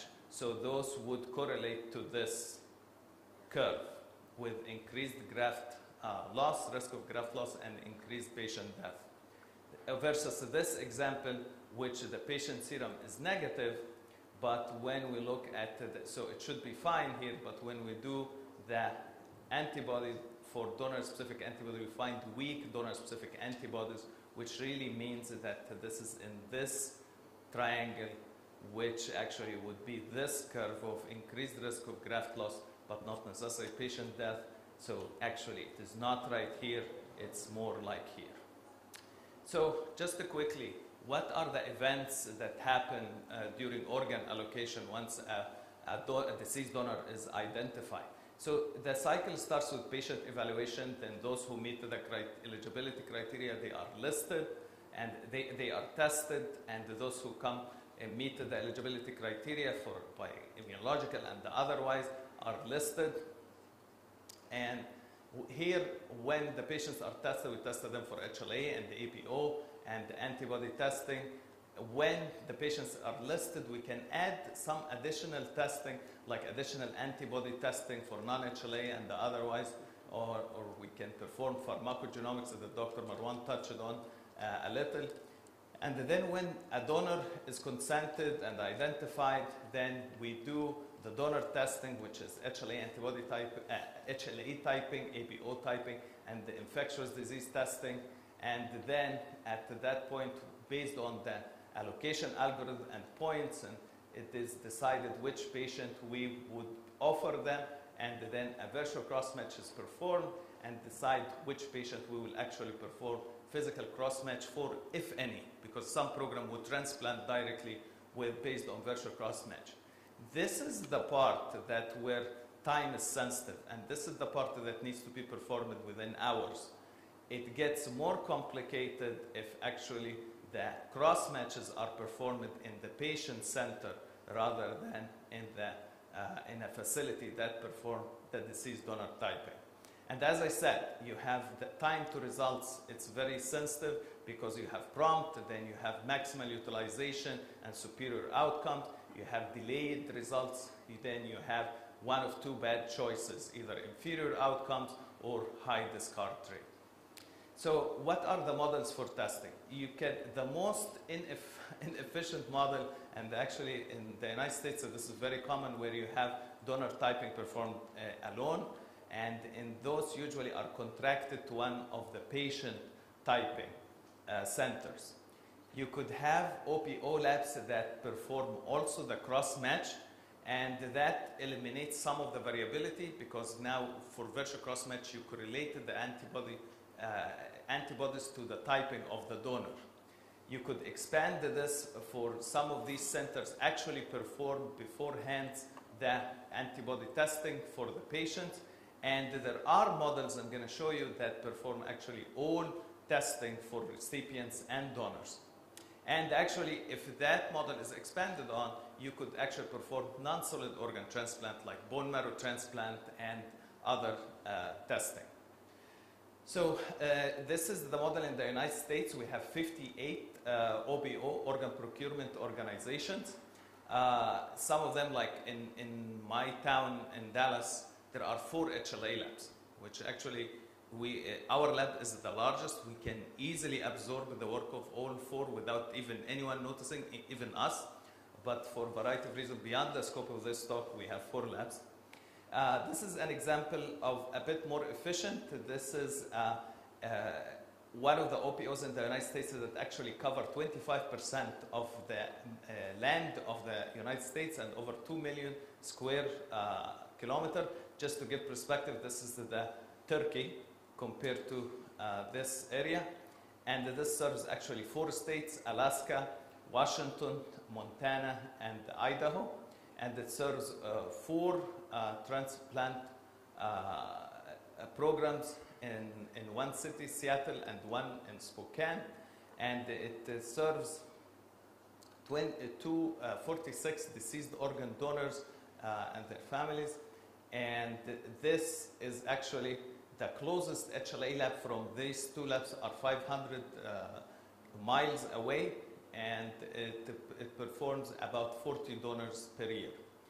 Another model is actually even more efficient than this because it has the continent of Australia that has actually 5 labs that perform all testing for donors, recipient, bone marrow, and for the whole country. And to see how this overlaps with the population density, you see that these actually where these labs are. So they are focused where most of the inhabitants of Australia live. And this is actually, as I said, the critical time sensitive is testing donors. So you need the OPOs where the more donors will come from, where the ICU are, where the eligible donors are. If you have this, you can perform additional testing like ABO, blood group and subgroup, and the infectious diseases, and you can actually also perform additional donor genetic testing like APOL1. And when you have centralized testing, you leverage the scale economy, the reagents become less expensive, the labor become less expensive. You have standardized testing. It's easier to match the typing with the patient antibody testing and decide what's acceptable and what's not. You have cost-effective and wider access to a number of things. Most importantly, highly specialized consulting expertise. You have specialized testing such as ABO, A1 antibody titers for ABO incompatible transplant, donor genetic testing like one I mentioned, recipient genetic testing like pharmacogenomics that Dr. Masri touched upon. And also you can perform esoteric tests such as non-HLA. As important non-HLA are, the reality is most patients who are gonna reject to HLA. And you don't really need to test that many patients for it. And when you do it for a minority of patients, it becomes very expensive. I think in Australia, in Adelaide, they are the only lab that run the 81R, if I remember correctly. So in summary, timely and accurate histocompatibility testing is critical in optimal utilization of deceased donor organs. Histocompatibility testing services should be strategically structured based on logistical, technical, staffing, and population density factors. So these are my colleagues who helped me either with information or with some slides. Sambo, the HLA lab director in the OPO in Chicago, Rhonda Holdworth, the national manager of HLA labs in Australian Red Cross, Ellen Chloe from Spokane, and Kevin Ochner, the CEO of Life Center Northwest, and Kenner Sosol. And these are my team. This is the HLA lab, and this is the cell therapy lab. Stop here and take questions. Thanks. Thank you, Nick. Well, that was a really interesting talk. So it's open for questions. Yeah. Oh, Thank you, Meher. I have the logistic. The logistic is we are the same problem. You talked about 5 centers in Dallas. We are the only center in Lebanon that does this, and that actually creates a burden on us because on all my staff, and because we are open 24 hours, you have to work on weekends or weekdays or holidays and everything. And that sometimes give us a problem. We should actually have more than one lab in a country or in a province as such, because that will elevate, as long as the center does everything, because we do everything. We do the ABO, we do the infectious disease, we do everything. So the center, by virtue, if you have more than one center, and these centers are accredited to do the rest, it actually relieves the burden on one center rather than just, even the cost may change a little bit. But having 2 centers or 3 centers is important. I like it. I think this is well taken point. And the models I showed, like in the Australian models, serum are shipped to all 5 centers. So any of them, if any one of them goes down, no one would feel the difference. I mean, the distance, the flight, and is going to be a bit longer, but they can function normally. In Spokane, they also ship the donor material to both centers, but the recipient material are in each center. So it's always a balance between having the most cost efficiency versus being, more convenient. What they have done, Dr. Stefan, is that we have the serum of everybody on the list with us. So it is, you don't have to look for the serum. So you have the serum of the recipient with you. The moment you have the donor, it's very easy to... like the Australian model. Yes. We have the serum stored with us, so we don't have to call the patient. We do the testing. And as I said, because with the technology we have and everything, we have approximately total time from receiving the sample till giving the result does not exceed 5 hours for any organ. And because we have this serum, we don't call the patient in. So everything is done in the automation system, and the hand-on is really 20 minutes, 30 minutes, once everything is done. So having an organized serum in the center takes nearly 60% of the work. Thank you. Okay, thank you very much. No, that's a great talk. Really appreciate it. Thank you.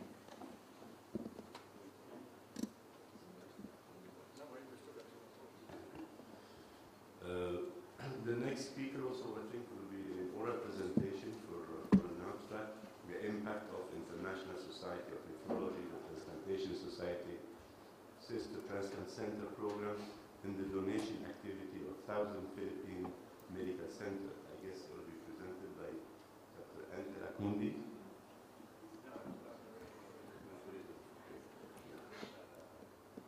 Maria Teresa Balak.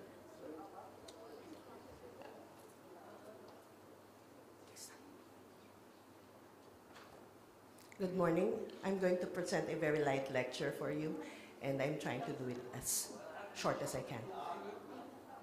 So thank you very much, TTS, for accepting my abstract. The title of my presentation will be the impact of the International Society of Nephrology and the Transplantation Society Sister Transplant Center ISN TTS STC program in the donation activity of Southern Philippines Medical Center. So, disclosure, we receive a grant from ISN TTS STC program. And the STC program is a joint partnership set up between the ISN TTS to create new kidney transplant centers and develop existing transplant programs in emerging economies. So our supporting center is the University of Barcelona, and we are the Southern Philippines Medical Center. So as a background, kidney disease is the 4th leading cause of death in the Philippines, and the prevalence rate of 40,000 ESRD patients undergoing dialysis. So that's 18,000 new patients per year, but we have only 500 patients per year undergoing kidney transplant.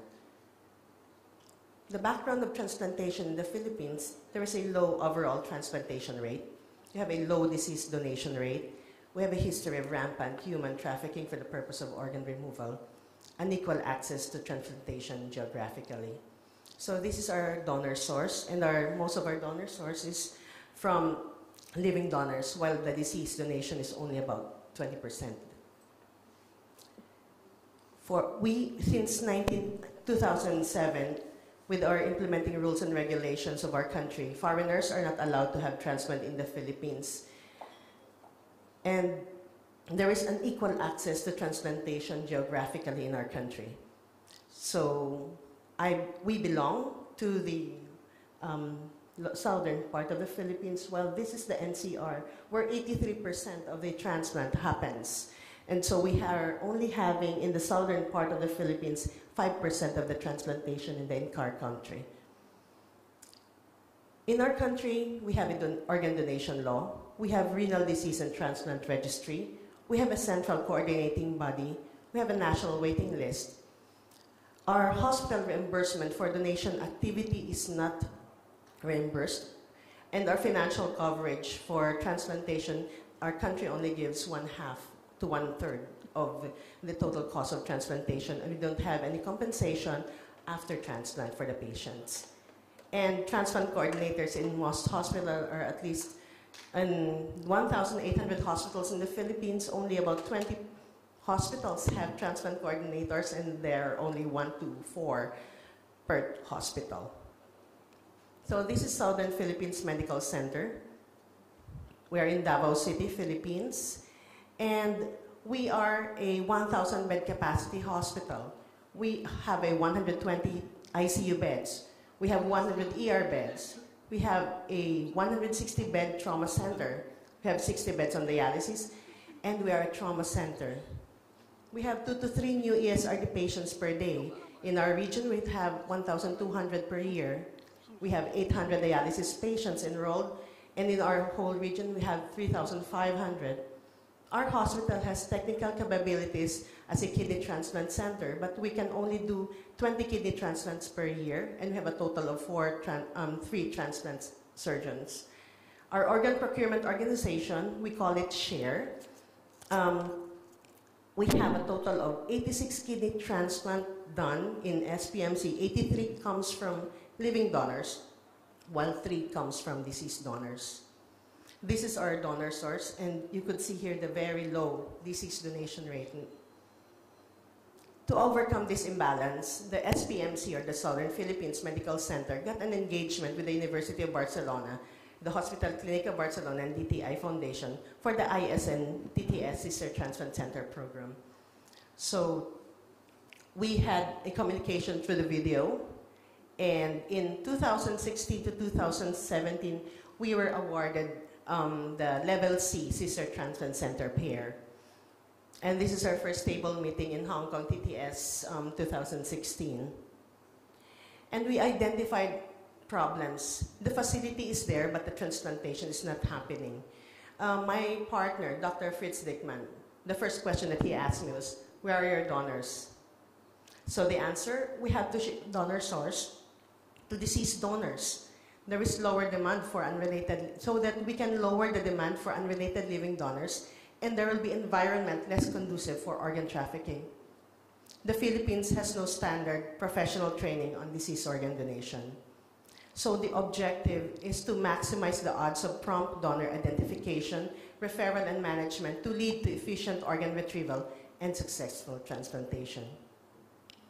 Our methodology is that the 2 centers designed and developed together the actions to be conducted to improve the donation and transplantation in our facility. So we have identified the following focus area: engaging experienced collaborative institutions to support and train healthcare professionals, to align the procedures of organ donation program in SPMC with the national standards, to design a program for professional and public education, to establish SOPs and follow-up protocols for kidney transplant, and training of physicians and staff, especially the ER and the ICU, and the management of potential donors, and training and faculty of staff to organize, lead, and operate hospital-based organ procurement organization. The results in the donor side is that 5 experts from the Philippines underwent the advanced TPM course in Barcelona from November 2016 to 2018. 131 professionals from all over the Philippines, coming from our hospital at SPMC, were trained for the intermediate transplant procurement management. And this is, we ask the help of our government to help train professionals, because as I have mentioned, we don't have a professionalized transplantation training on organ donation. So we have a total of 3 courses.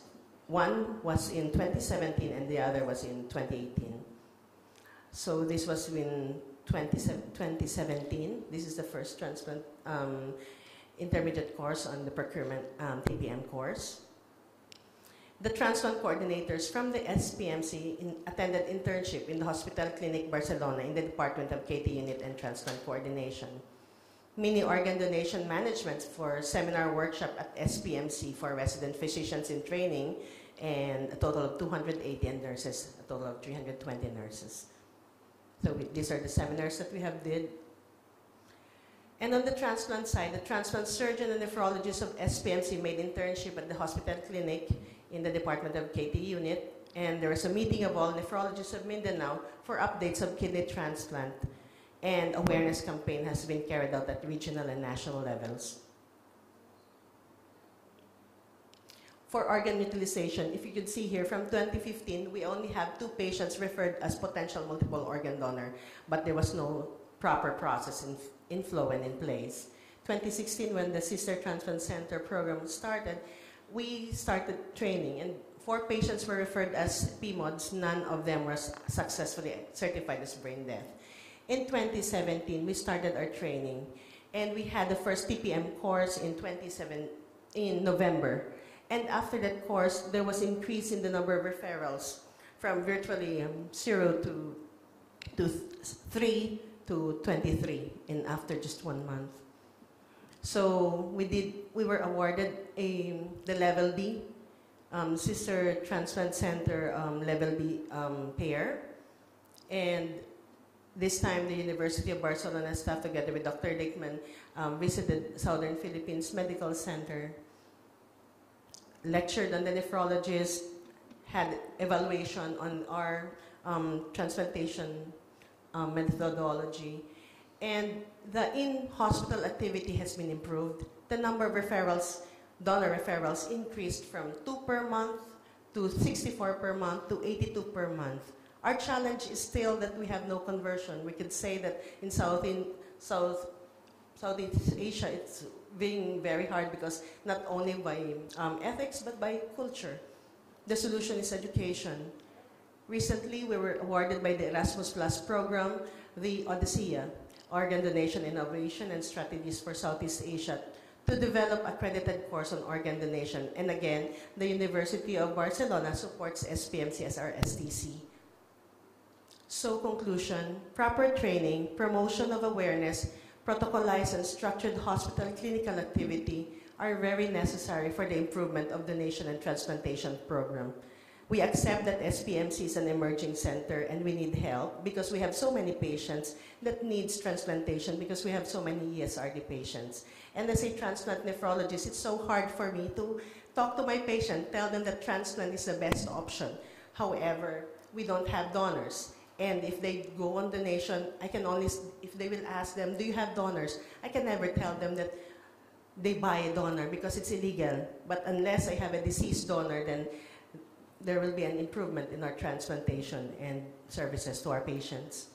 Sustainability and leadership by hospital administration, governmental agencies, as well as international support is continuously needed. So ISN, TTS, STC impacts not only one hospital, our hospital, but actually the whole country. So, Tesekur Ederim, thank you, salamat.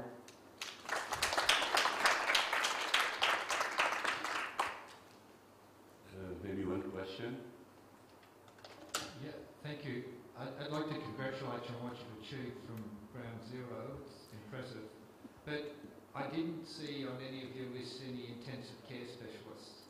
And in most countries where it succeeds, it's when intensive care specialists become really engaged and see it as their responsibility, not as a burden. So have you engaged with them? We recognize them, sir, because before, in the past, our transplant coordinators are really the nurses. The ownership of organ donation was first placed on the nephrologist and not the intensivist and the internist. Our hospitals are an open hospital and not a closed hospital. So in our ICU, if you're in internal medicine, you can go in and manage for the intensive care. And surgery can go in. We don't have an intensivist that stays. So cardiology, pulmonology, nephrology, neurology are all intensive care. So right now we are trying to engage that, and we are enrolling them in this course, the Odysseia project, because right now we need them, and we recognize that the need for them to be engaged. Because they think that before it's the nephrologist who would lead, and it's so unethical that the nephrologist will be the one doing the brain death declaration. Right now, we are now transferring the ownership and the responsibility for them, but we're having actually a hard time because they don't recognize the impact of organ donation. So that's our challenge, and we are trying to get there.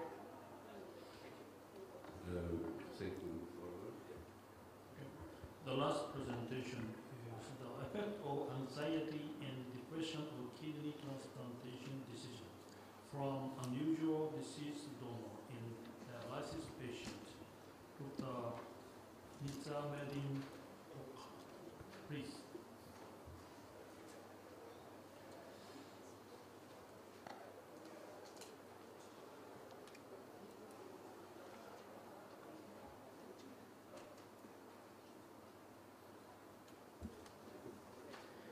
Thank you very much for giving me the opportunity to present my study about the effect of anxiety and depression on marginal donor transplantation decision in end-stage renal disease. In recent years, the number of expanded criteria donor organ use in transplantation centers has been increased as a result of organ shortage.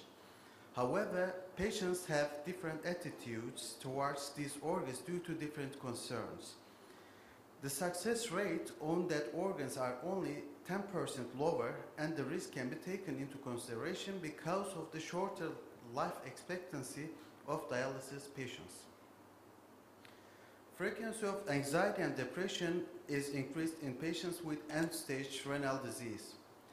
Anxiety and depression affects decision-making in both otherwise healthy people and end-stage kidney disease patients. This study aimed to investigate whether presence of anxiety or depression in hemodialysis patients affect kidney transplantation from unusual deceased donors or not. A total of 547 hemodialysis patients were included in this study. Participants were asked to fill 3 questionnaires, which consist of socio-demographic questionnaire, consist of 26 questions, unusual donor selection survey, 32 questions, and hospital anxiety and depression scale with 14 questions. The diagnosis of anxiety and depression was established based on the hospital anxiety and depression scale. The patients were divided into groups according to presence of anxiety and or depression. Participants were questioned using an unusual donor selection survey consisting of 32 questions for the kidneys of donors with unusual diseases and characteristics such as presence of hepatitis B or C, presence of hypertension, diabetes, heart disease, lung disease, non-metastatic brain tumor, age over 70, under 15 or 5, poisoning, excessive fat or weak person, alcoholic donor, high serum creatinine or cold ischemia duration more than 48 hours, ABO or HLA incompatibility, donor status, relative, friend, mentally ill, opposite sex, criminal, religious, different, and atheist. Here is the unusual donor survey, selection survey, and we want patients to give a point from 0 to 4. If they are not completely disagree, they give 0 point, and if they are completely agree, they give 4 points. The points gave, each questions were multiplied, and the UDSS score was obtained. The lower score meant the higher selectivity.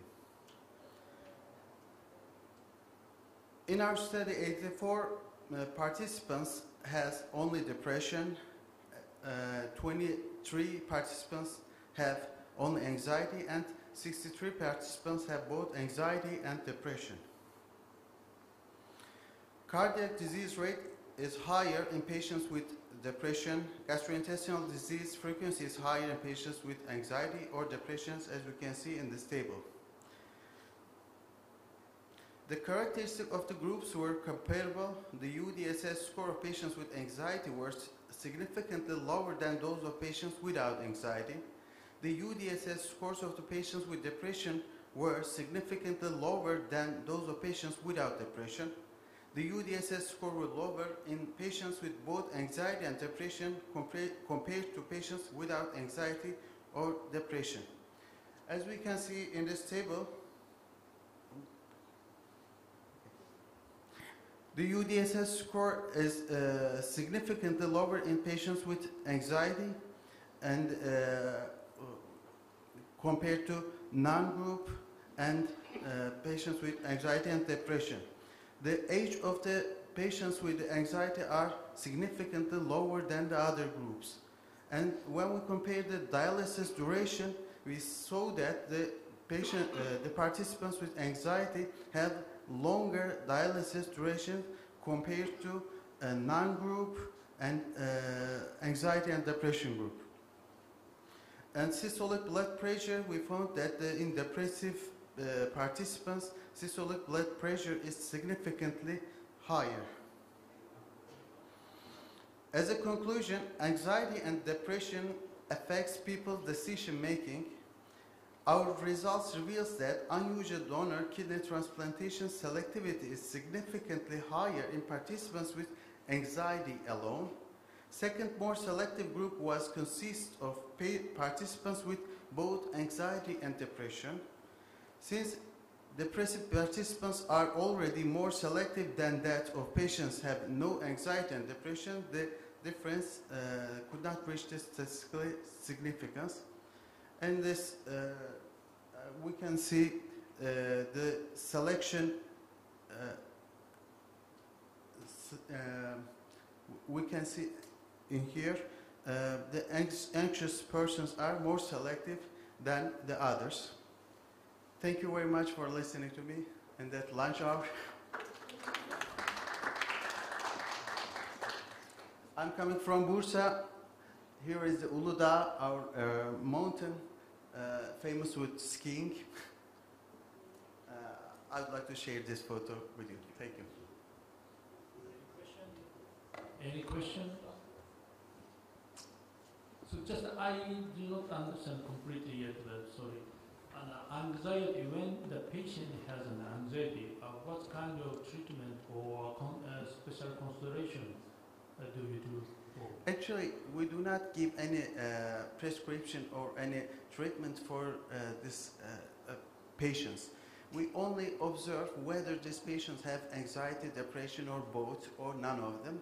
And we would like to show whether they have anxiety, depression, both or none, affects their decision making in unusual donor transplantation decision.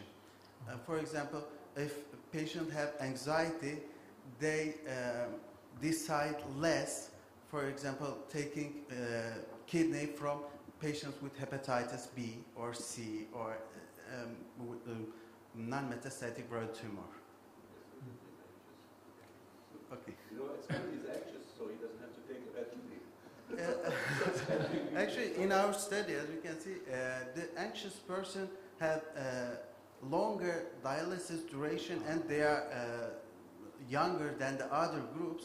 And as we can think that the longer duration, when patients wait too much time on dialysis, they want the best kidney as they can get. Here you go. We conclude the session. Thank you. So it's return back here at 2 o'clock, I think, or 2:05. Thank you very much.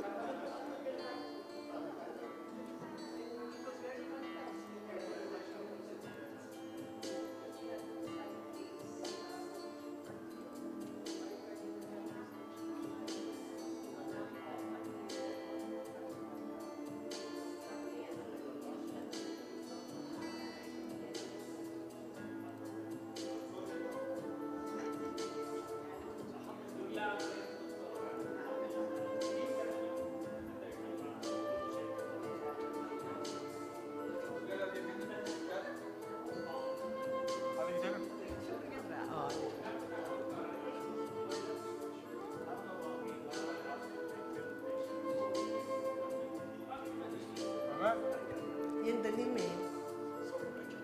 Ömer. Bekle geliyor.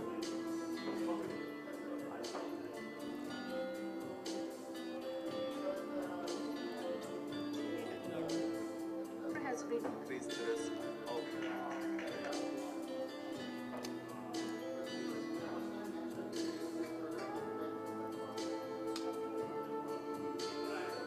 Kunwari.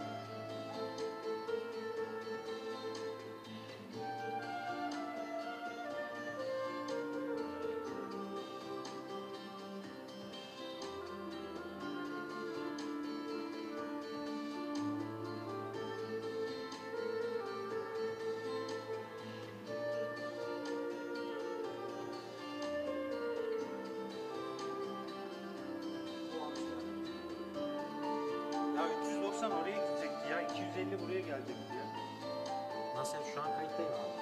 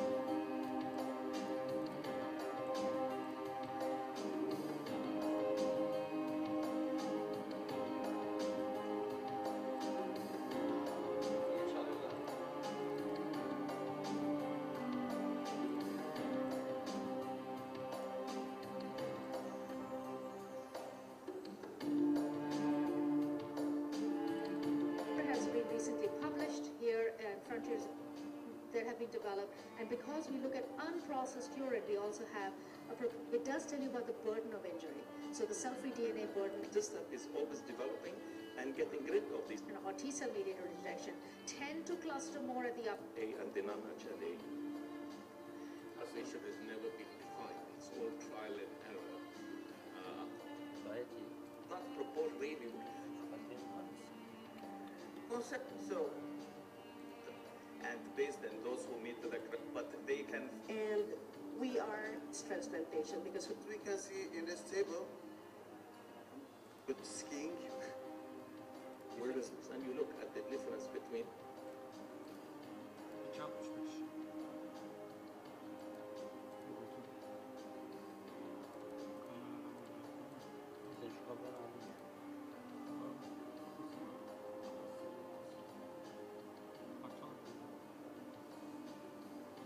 Kaçta başlayacak bro? Oo.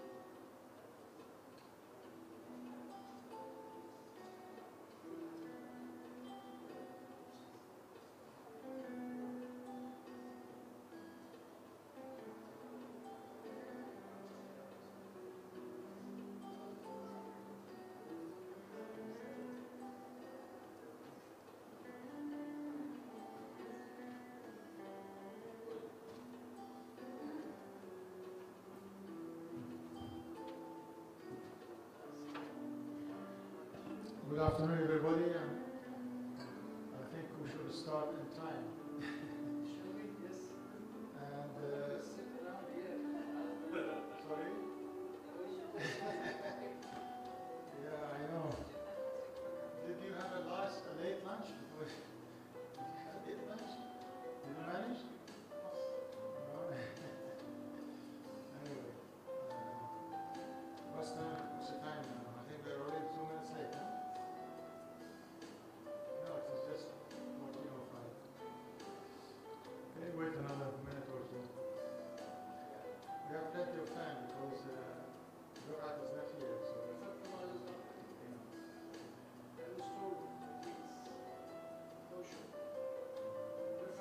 no, he had some flu or something. He couldn't make it. Where is Dr. Malik Hosseini? Co-chair.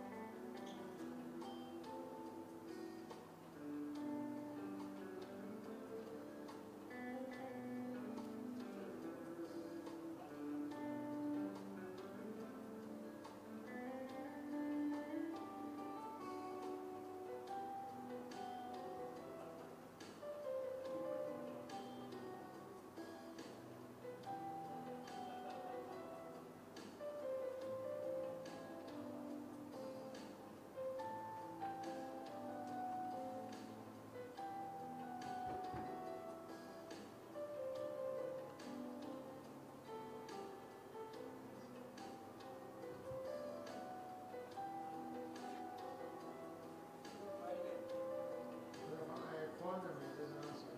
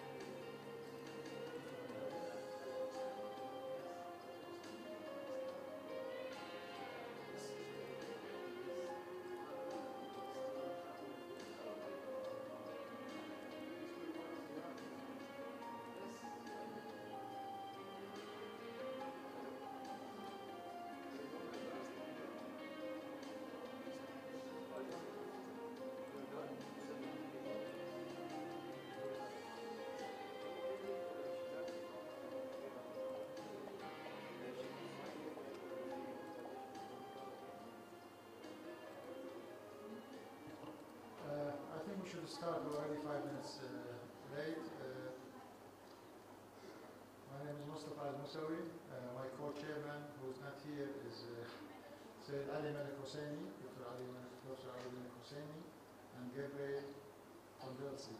The first speaker is on why deceased donation is not taking off in Pakistan. And since Ali is not here, Anwar is going to give the talk. Although I can give you the answer in one sentence, but you will not accept it. So please give us the reasons. Thank you, Mustafa, for Professor Rizvi had chest infections which did not allow him by his physicians to be traveling at this point in time.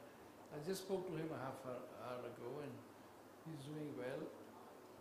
And so he handed me his slides to be here.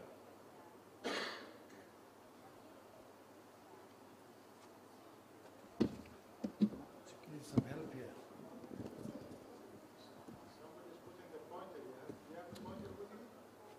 You just click on the first one. Is it?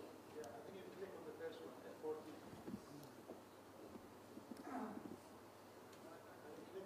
Mr. Chairman.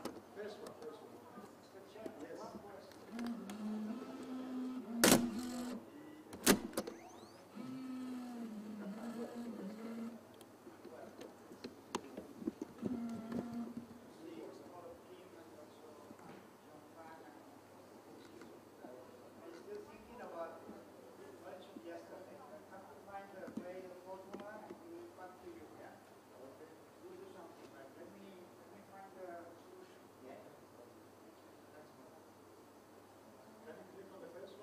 He's trying to sort that out. I don't know. It doesn't work.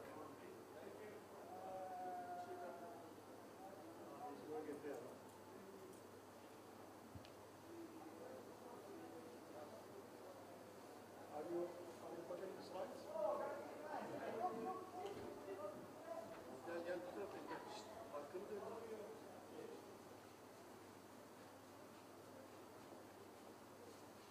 Okay, yes. So,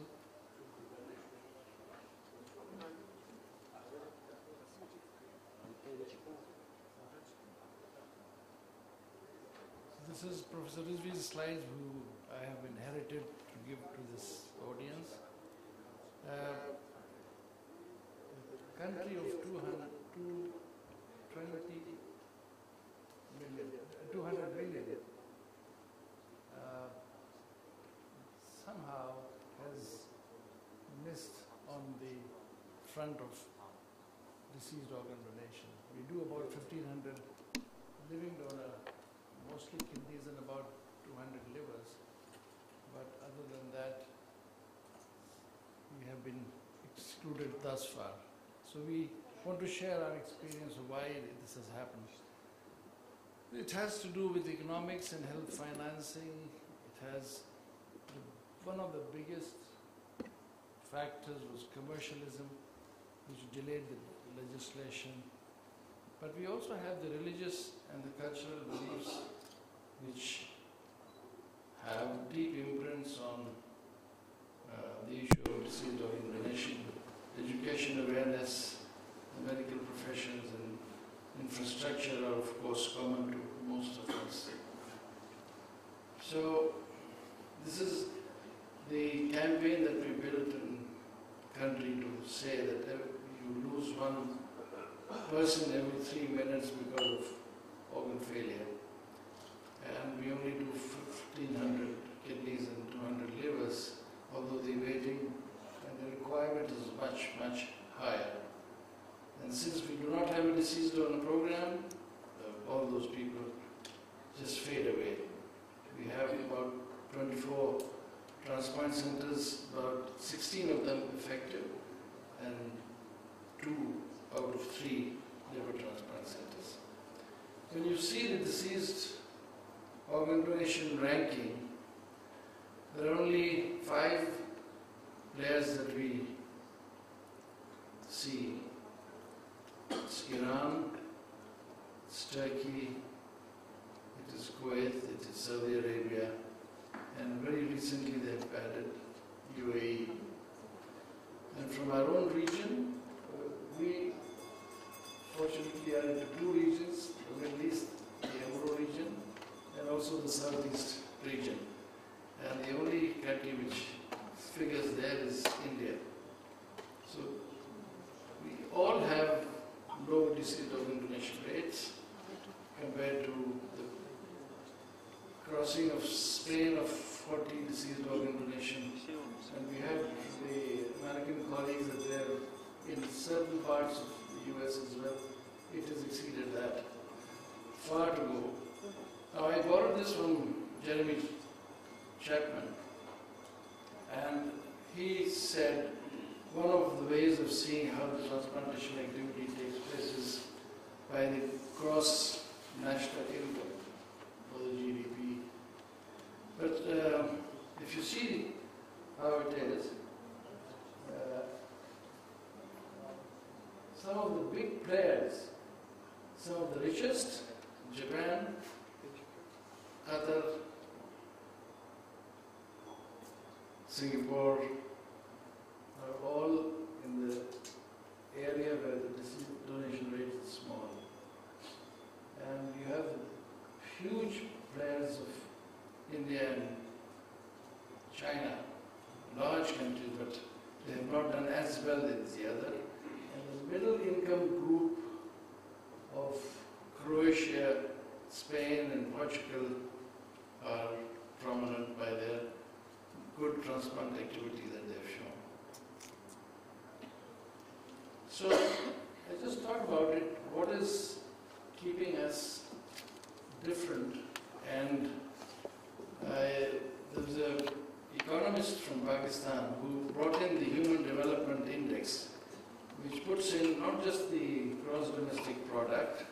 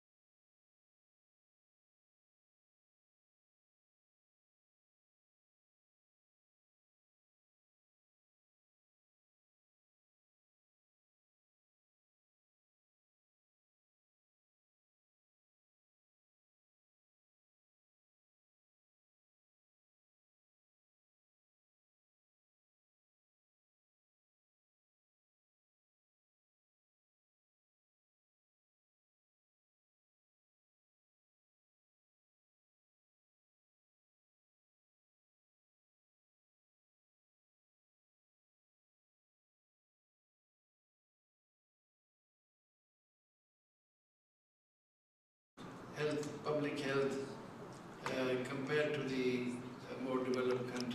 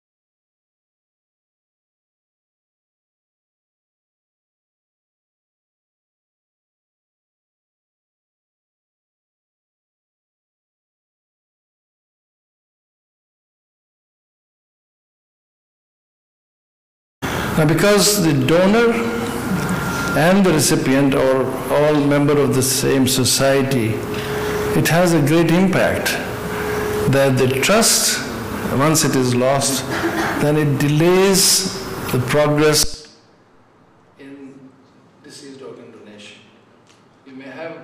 little more living donors, but that's not more than 10% of the needs. The 90% should come from the deceased, which does not, because you're so much in print and on the website and everywhere of asking for kidneys for sale. So we noticed that we had this delayed our legislative process, and you see this hillock that in the middle, and this is the time of the unrelated donors transplant, which was Gary Kennyong in Pakistan, was to the tune of about 1,500 at one point. And the lobby which was created by this was so strong that any legislative process would not move for you to be meaningfully getting the legislation act together. And we had to have not only the Transplant Society, it was spearheaded by SIUT, where I come from, but the Nephrologists Association and the urologist. And interestingly, the WHO representative of the country was Dr. Bile from Sudan, and he used the influence of WHO to tell the government that this is necessary, because this is the only way of bringing in the first step of legislation which will curtail kidney sale. The TTS also helped, and Frank and some others were very helpful in visiting our ministries and helping us with the decision-making process. So, commercialism kills deceased organ donation. These are strong words by Professor Rizvi, but I think he feels so strongly about it. And as you can see, that the countries who have a deceased donor program do not have illegal organ sale, and vice versa, and where India, Pakistan, Egypt, Philippines, from our region in the east. So we had, when this bill was presented, there was bipartisan, and both the fractious legislative body came together, and we had, after some deliberation, a unanimous passage of the bill. We have also the problem of infrastructure, which is the ICUs, which are so less in numbers. And the cost of that in treatment is that if you have a patient for 10 days on a ventilator, it will be half the per capita income of Pakistan in terms of an individual. So that is another stumbling block. I should also mention that, we had to do, the act was passed, but then there was a change in the constitution, there was amendments, and all these health issues had to be taken to the provinces, the 4 provinces, so it had to be reenacted in a way, re-debated, reenacted, and that took several years, in fact, and that is also one of the reasons. Now, I mentioned religion and its influence on organ donation because whereas the Middle East takes a very broad view of saving of life, and this is the prevalent view here by the ulama and the religious scholars, and they would like to protect and preserve life, and as a result, their views of accepting deceased organ donation is much better than our part, where they say that you're only a trustee and the body belongs to God, and any provision will be a violation of the body and the mutilation, and that's why you decide on early burial and all these. And the other thing is that in our religion, there is no hierarchy, and a local leader can be autonomous in interpreting what he thinks is the right decision. The same, I think, Maddi is here. When you see it in the UK, also in the US, we all have the same, that it's very difficult to convince the Muslims to be donating. And this has been borne out by several studies that you can see. And the same applies to Pakistan, Bangladesh. Singapore had to have a repeal of the law in order to bring this into fore. And I think the biggest problem is the heart-beating deceased donor. So the brain death acceptance by our religious leaders, because they are the ones people go to for the end-of-life care, and they cannot accept that. Although we give the examples of Saudi Arabia and Iran, the two major schools which interpret that, and it has been a general consensus, but nevertheless, you cannot reach out to them. And the sad part is that now, after this commercialism is over, people still think that this person, if I agree to donate, they will say that you've sold the organs. That is at the background all the time. The public knowledge is very poor, so mostly do not know, 61%. And of those who know about deceased organ donation, 2/3 think that it is against the Islamic injunctions. A little better between when we did a second study of patients who were attending with SIUT's treatment and the general public. The general public was very, very poor in their knowledge about organ donation and deceased organ donation in particular. So I bring this up only to show that SIUT, one of the largest centers of living donor kidney transplants, we do about over 1,000 dialysis sessions per day in 9 centers. So we've gained the trust of the society, and which has helped us to spearhead the legislation battle. And then we were taking to Sharia courts, we fought that out. So I think trust is a very important factor which SIUT has been able to demonstrate, that it is shown how things can be moved in the right directions. If you see this, this is our yearly transplant rate, and we went up to more than 500 living kidneys a year, and that was the time when legislation had come in, and all the unrelated donor kidney centers just vanished for some time. So we had to compensate by putting our urology team to help out with these situations. We do about 350 now. Our experience with deceased organ donation was the non-heart-beating donor kidneys from Eurotransplant Foundations. We've done about 26 of them with reasonably good results, although some of the kidneys took 70 hours plus. They came on our machine and we put them, reasonable success, but that's about it. Our local deceased donors are only 5 of them, 4 for the kidneys and 1 for the liver.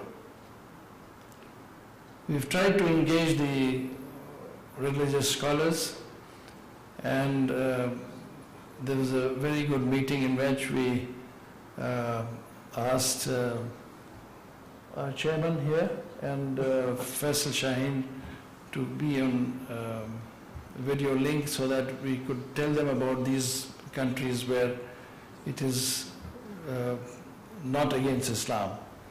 And we had a good response. We had proceedings of that which was published, and everybody agreed on to that.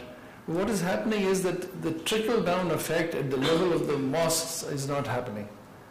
So although the leaders are convinced, finally, but they don't take it to the grassroots. And that is the place where people seek help when end-of-life care is required. We, for public awareness, do all the necessary things of having large walks and the donor card, and all that must be helping, but has not succeeded in bringing about a robust deceased organ donation program. This is another view of the same. So the commonality of success is that the professionals are very, very important.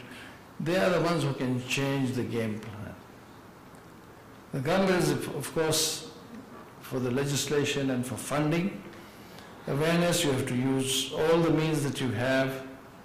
Commitment can be proved by donor cards. And we have in a bill in the Assembly of the national identity card, which is carried by everyone for every transaction, every walks of life.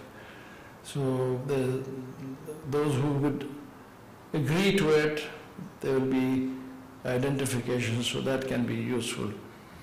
The ICUs and intensivists and coordinators we've started to engage in. Sunil Sharaf is here. All our friends are here to help us. But if from our region, if Iran, Turkey, Saudi Arabia, Kuwait, Qatar can do it, and India can do it, why not us?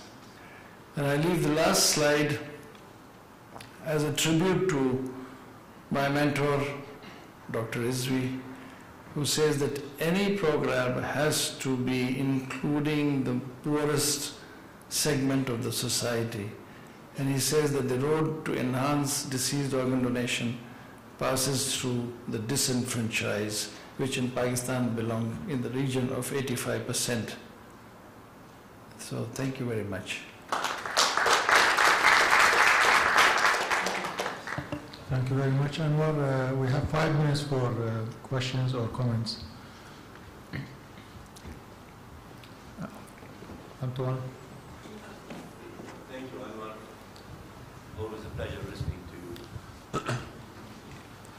The problem, if you look at the successful programs in transplantation in our area, there are really 2 major, I always give this example, with limited resources. It is Syut on living donation, and it is Shiraz in disease donation.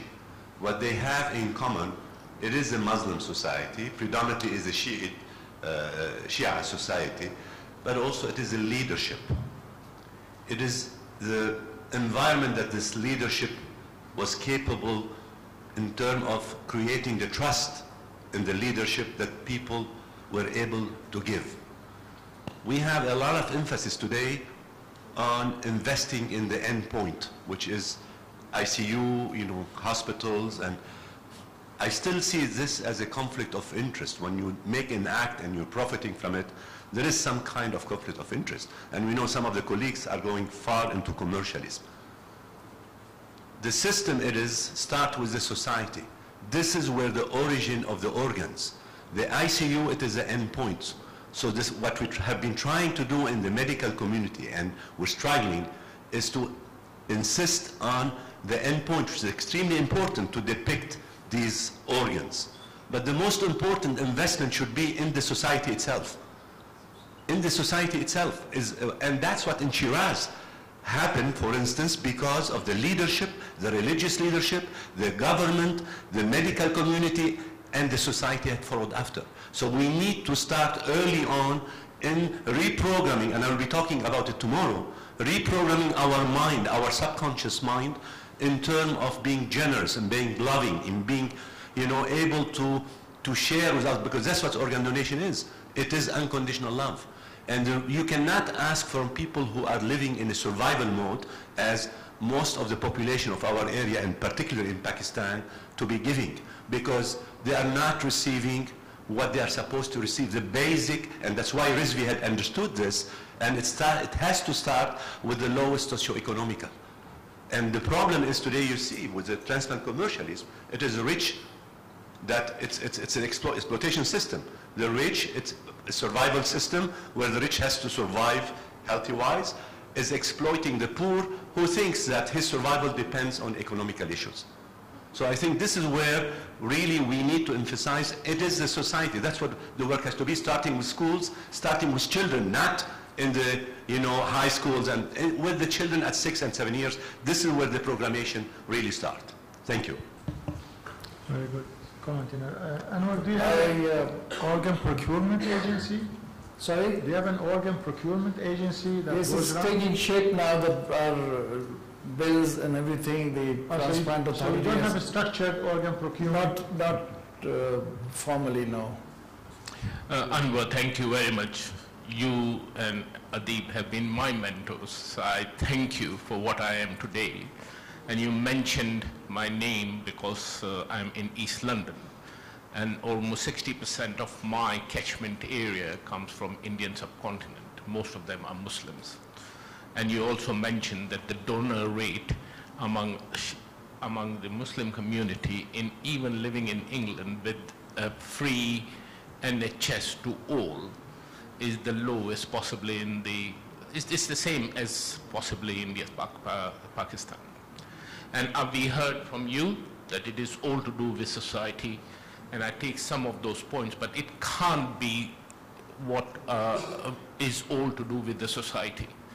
Because in UK, everybody has got free access to health, and unfortunately still, despite being everything available for everyone, we have the lowest donation rate among ethnic minority, and I'm going to touch base that tomorrow in my talk. And I've done a lot of work. And I think it comes down to attitudes. And I always say to my trainees that to change somebody's attitude is like changing the position of Mount Everest. You can change somebody's habit, but you can't change people's attitudes to certain stereotype beliefs. And that's what I'm facing. This is the same East London so-called socially deprived society, which if you come to charitable donation, when it coming to giving money for good causes, they are the highest in the whole of Europe. When you calculate that the per person donation in charitable causes is the highest among Muslims living in London, which is in the whole of Europe, compared to whole of Europe. And when we talk about charity, yes, this is the charity. You give organ, but this is not translated when it comes to, and these are all stereotype attitudes that, as you very rightly said, religious belief that my body just belongs to God and I'm not allowed to tamper with it. And it is the most difficult thing to shift. For this generation, possibly for next generation, we have got some hope. Dr. Majdi, I think we don't have time for any more questions. The second speaker is not here, so we'll go to the next one, please. The third speaker is Riyadh Qadir. Challenge of developing disease donation in a Middle Eastern country of immense socioeconomic diversity, a report from Qatar.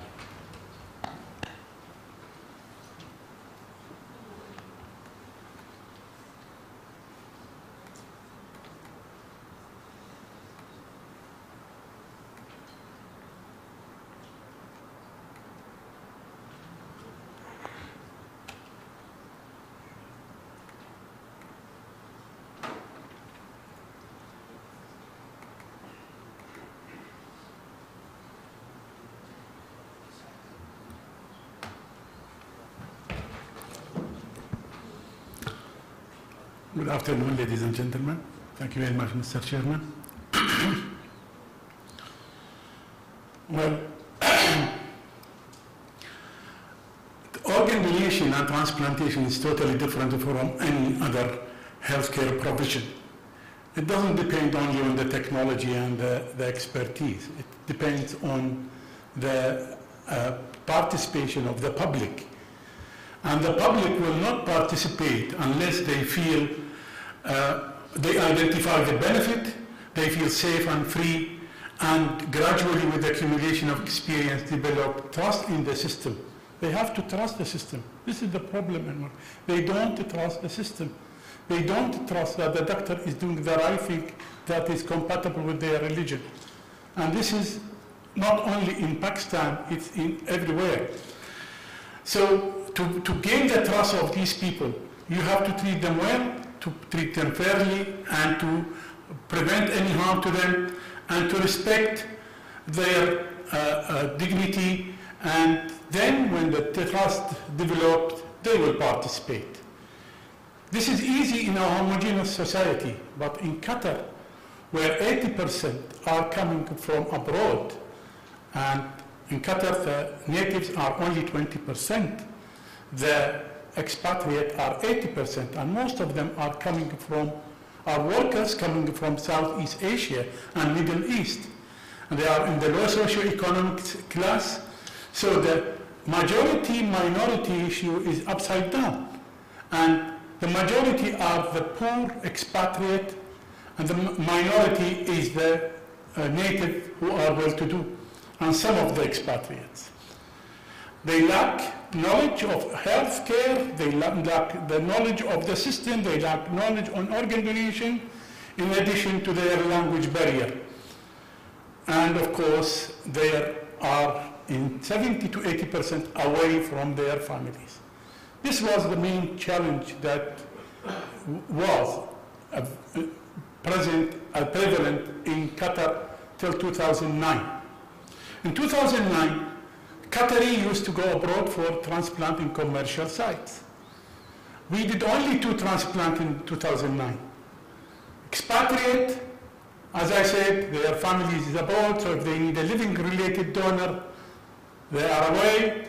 If they become a deceased donor, then we have to approach the family through the phone and get the consent through the phone. So these are the challenges. These are the main challenges. And in Qatar, it is health for all. This is the principle of the healthcare facility, the Ministry of Health and Hamad Medical Corporation, which is the primary health tertiary care provider. These hospitals are accessible to everybody, Qatari and non-Qatari, and they are tertiary services. So they are poor, but they have access to health care, and even the Qatari at that time, they don't believe in organ donation. So that was our start in 2009.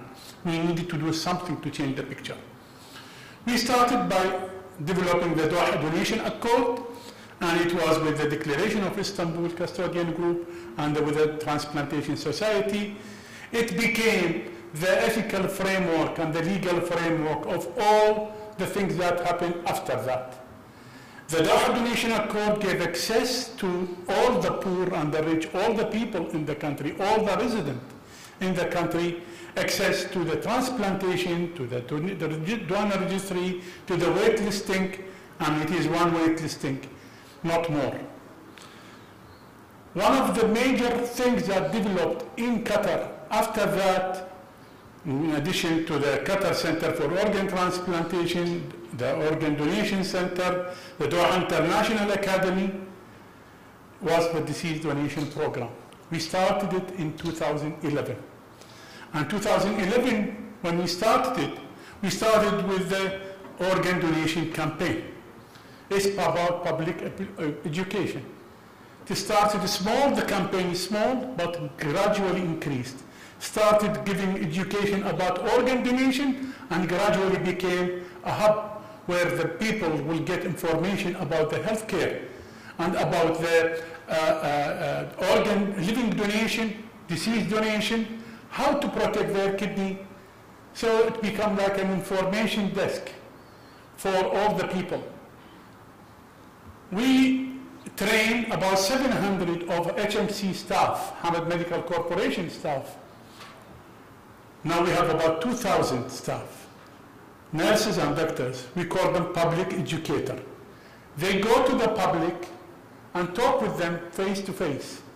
In the shopping malls, in the schools, in the college, in the offices, governmental and non-governmental, during national days, during Eid, and they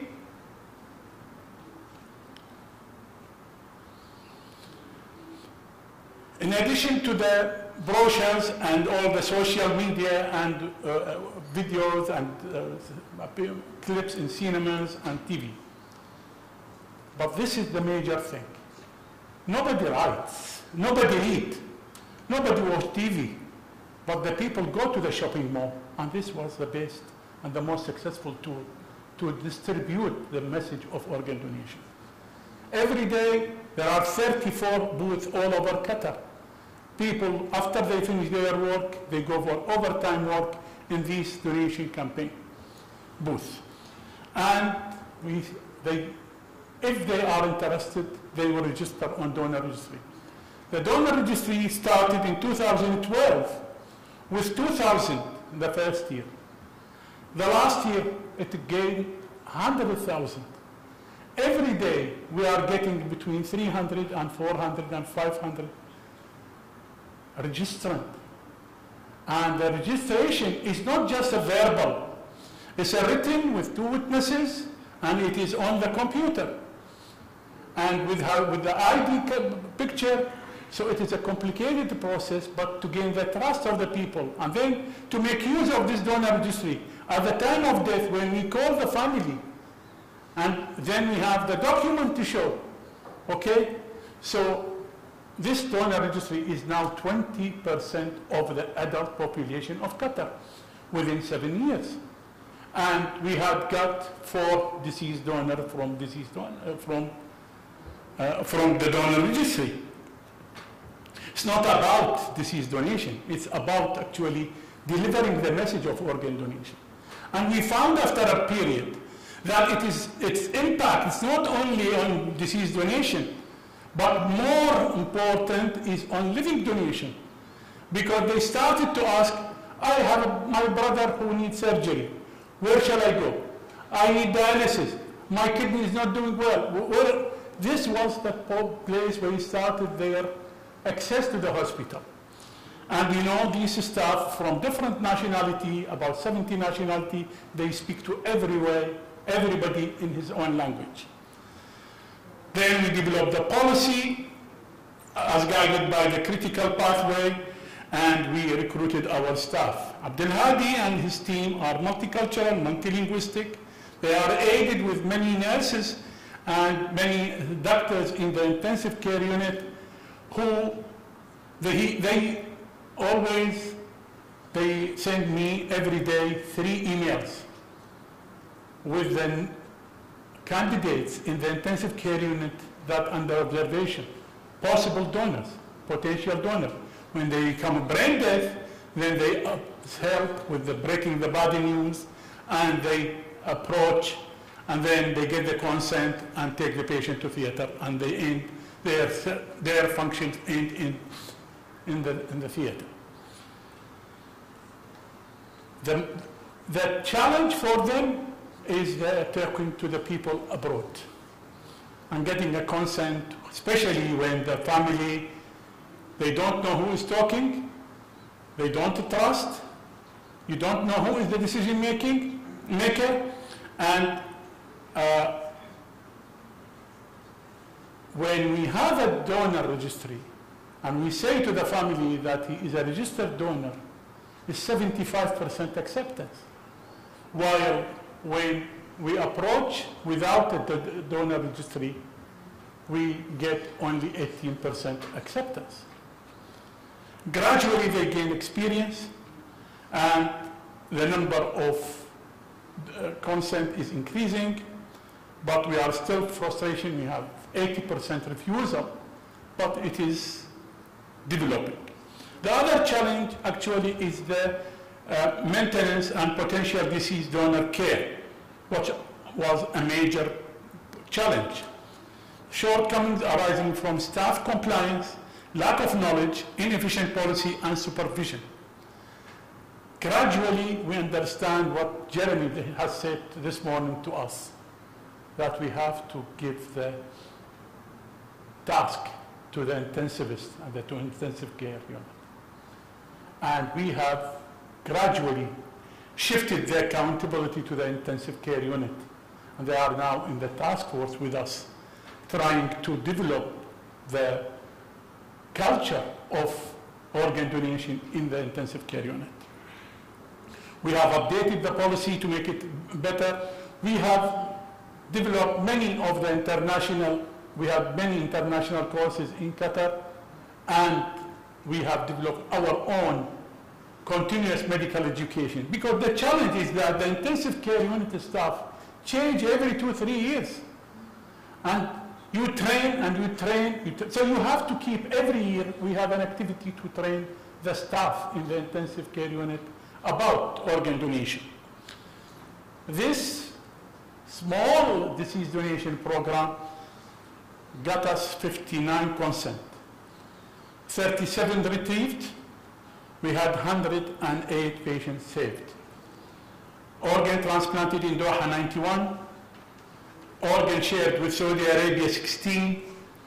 1 lung shared last year with UK, and we'll start, actually, we are starting a lung and heart transplant shortly.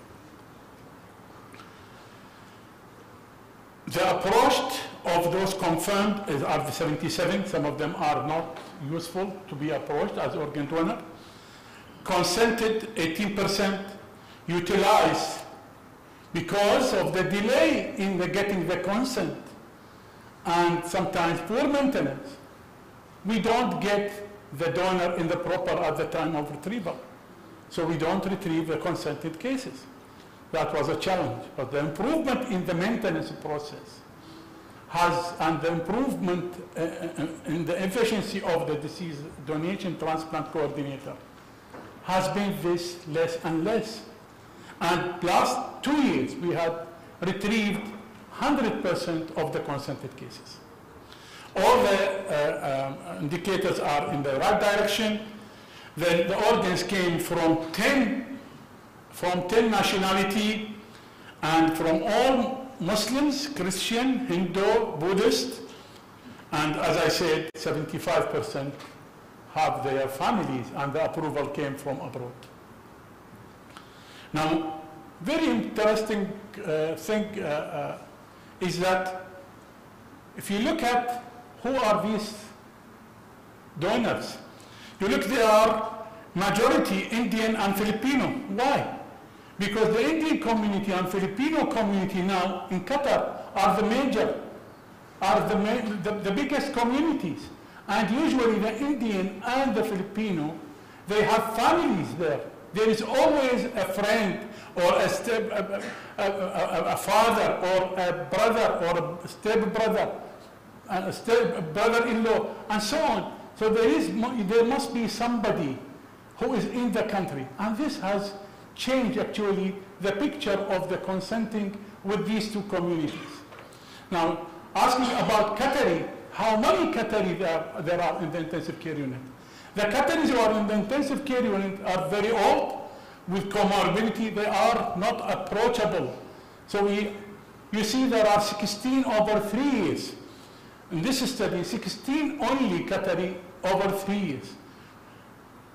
We approach 1 per 4 because the rest are not approachable. And some of them, about 20%, they are in the denial state. They don't consider brain death as death, and they refuse to meet the transplant coordinator. Like with other nationalities, this is not unique to Qatar. Now, who got these organs? These are the distribution of organs. It's 19% to Qatari, 19% to Indian, 12% to the Filipino, Sudanese, who usually don't register. They don't like it, like Egyptian.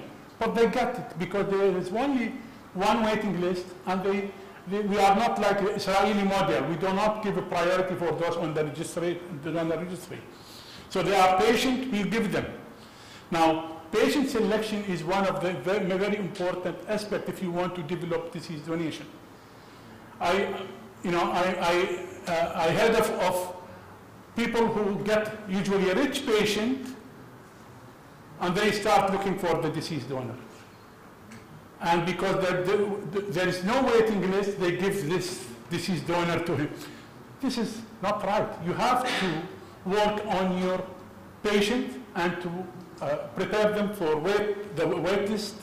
And the wait list is one wait list, as you see. And the red is the Qatari percentage in the waiting list. You see, sometimes it is half of the waiting list are Qataris. But they don't get, although they are, why they don't get, and this is always the question that is raised in the media and with my colleagues, how come you are working in Qatar and you don't give to Qatari half, as they deserve, half of the waiting list, half of the organs? Well, because the Qataris, I'm glad to say that the active waiting list now is a plateau for the last 4 years, because what we do every year is exactly the same number of people added to the waiting list. So the also added to the waiting list is the same number or similar number to the number of transplants that we do from both deceased and living. Why don't I give to the Qatari? Because usually the Qatari on the waiting list are old, because they have high PRA and it's difficult to get a match, because they have high body mass index and they are full of comorbidity, and at that time of the retrieval they are on the inactive list. And this is, so it is fairness to its core. Well, if this system, this has reflected, of course I have to say that development in deceased donation is, if it is 1, then development in living donation is 10 times. The Qatari started to look for living donation, and now most of the living donors are coming from Qatari, and most of the COLT committee, which is the Committee for Oversight of Living Donation, which is the ethical committee, see donors related to Qatari, and the donation, whether deceased and living, has helped us to increase both liver and kidney transplantation tremendously and move Qatar in the per million population for a kidney transplantation from 2009, from the end of the graph to the middle of the graph, and for the comparing it to the Middle East, it is better than the average. Well, this is last year's statistics. We transplanted 43 transplant from living donor and deceased donor, versus 41 added to the list, plus 1 died. So living and deceased donation program provided 100% of the annual needed kidneys to keep waiting list at plateau. For the liver is the same. We transplanted 5 from deceased donors and 1 from living donors, 6, and the added to the list was 6. The current active waiting list for liver is 16. Well, this is our program. This is our waiting list. Our system is, this is our size. The deceased donation is modest, but it has started to increase and to supply us with almost 30% in kidney transplant and almost 80% in living transplant. This is the liver statistics. We have done so far 33 since 2011. And of course, in the WHO's graphs, you see that from 2011 to 2015, it has moved to almost 1/3 of the way. Now, we used to reject a lot of organs because it is marginal, or because of infection, or because of renal failure. We moved to a better, now we are almost taking everything.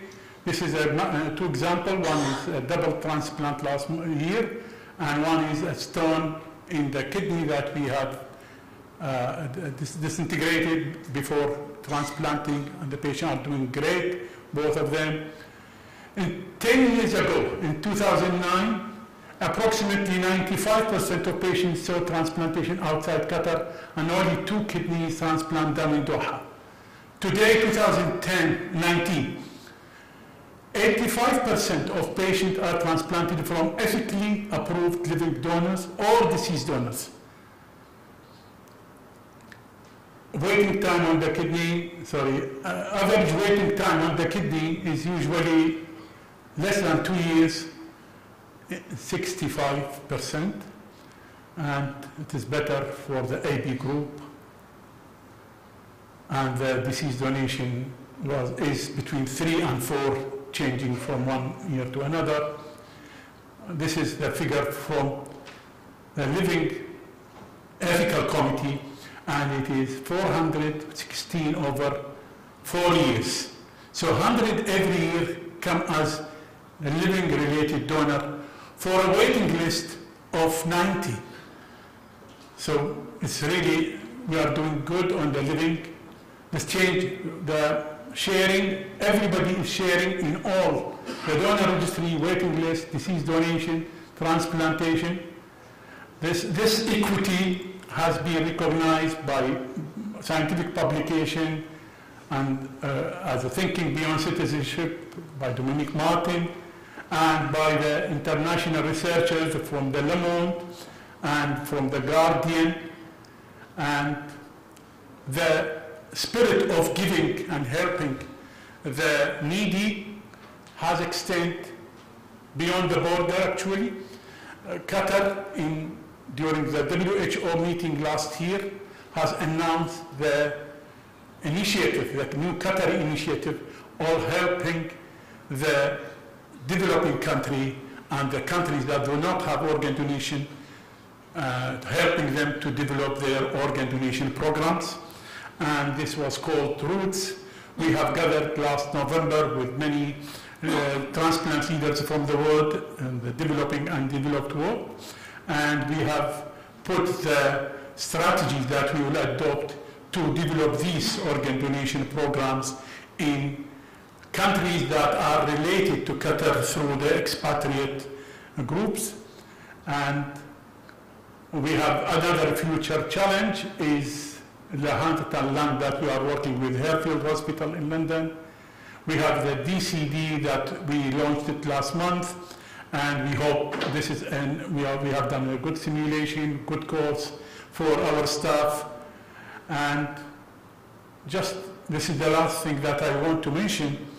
They always ask me, do you pay or you don't pay? Why don't you pay? Well, we don't pay because it is a law, it is an order. I will not discuss the ethical issue now. But I will give you just one example of Her Highness in 2010. She was given an option between a wooden plaque that is presented to the donors and a metal plate made of gold. And she chose the wooden one. And she said, we are not paying them, we are honoring them. Their gift is priceless. So this set the tempo after that for us. So we honor them every day, every year by the medal of altruism. This is by law, and that's all they get. The rest actually is contextual provision, free services, transfers of coffin. This is for everybody. If he has an orphan, then he's sponsored. This is something that we give to everybody regardless of whether he's a donor or not. The success of the Doha model in achieving sustained increase of organ donation demonstrates that progress towards true self-sufficiency could be achieved where solidarity and trust are successfully fostered in a resident population in a pursuit of a common goal, meeting needs for transplantation together. Thank you very much.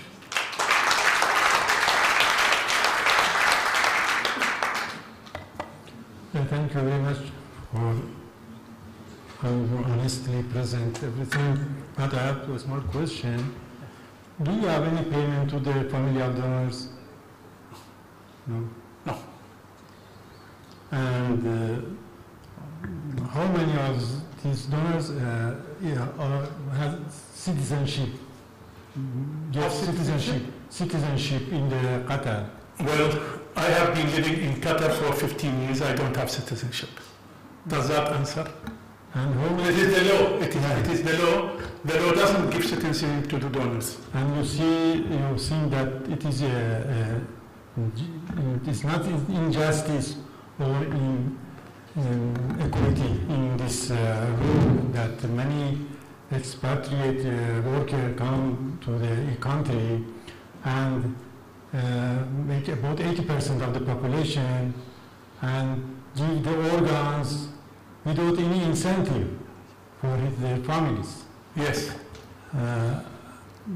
I think the best way to promote this program, you should give citizenship at least to the family of donors, because it's not acceptable. And in last 10 years, how many Qatari who became brain dead? Nobody.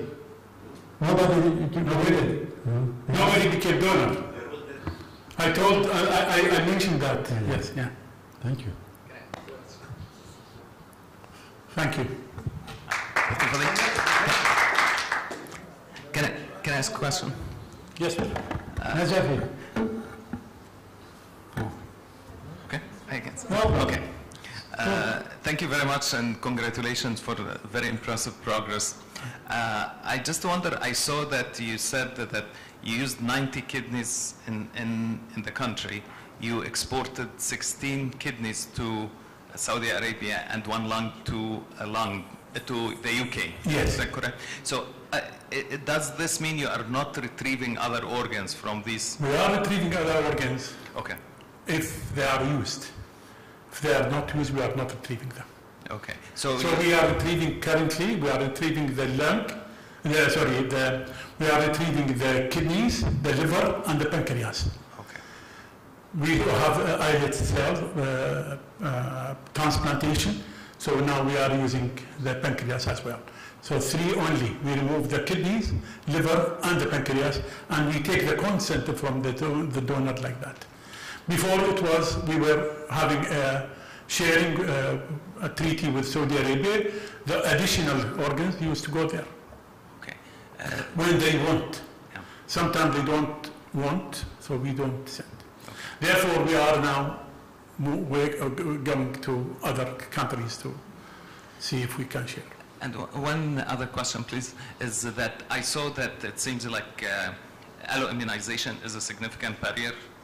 Allosensitization, patients with high PRA. Yes. And I was wondering if since you achieved this progress, are you embarking on more ambitious plans like having desensitization program and peer donation? Yes, definitely. We are embarking on the ABO incompatibility, so this will be much easier for in the future.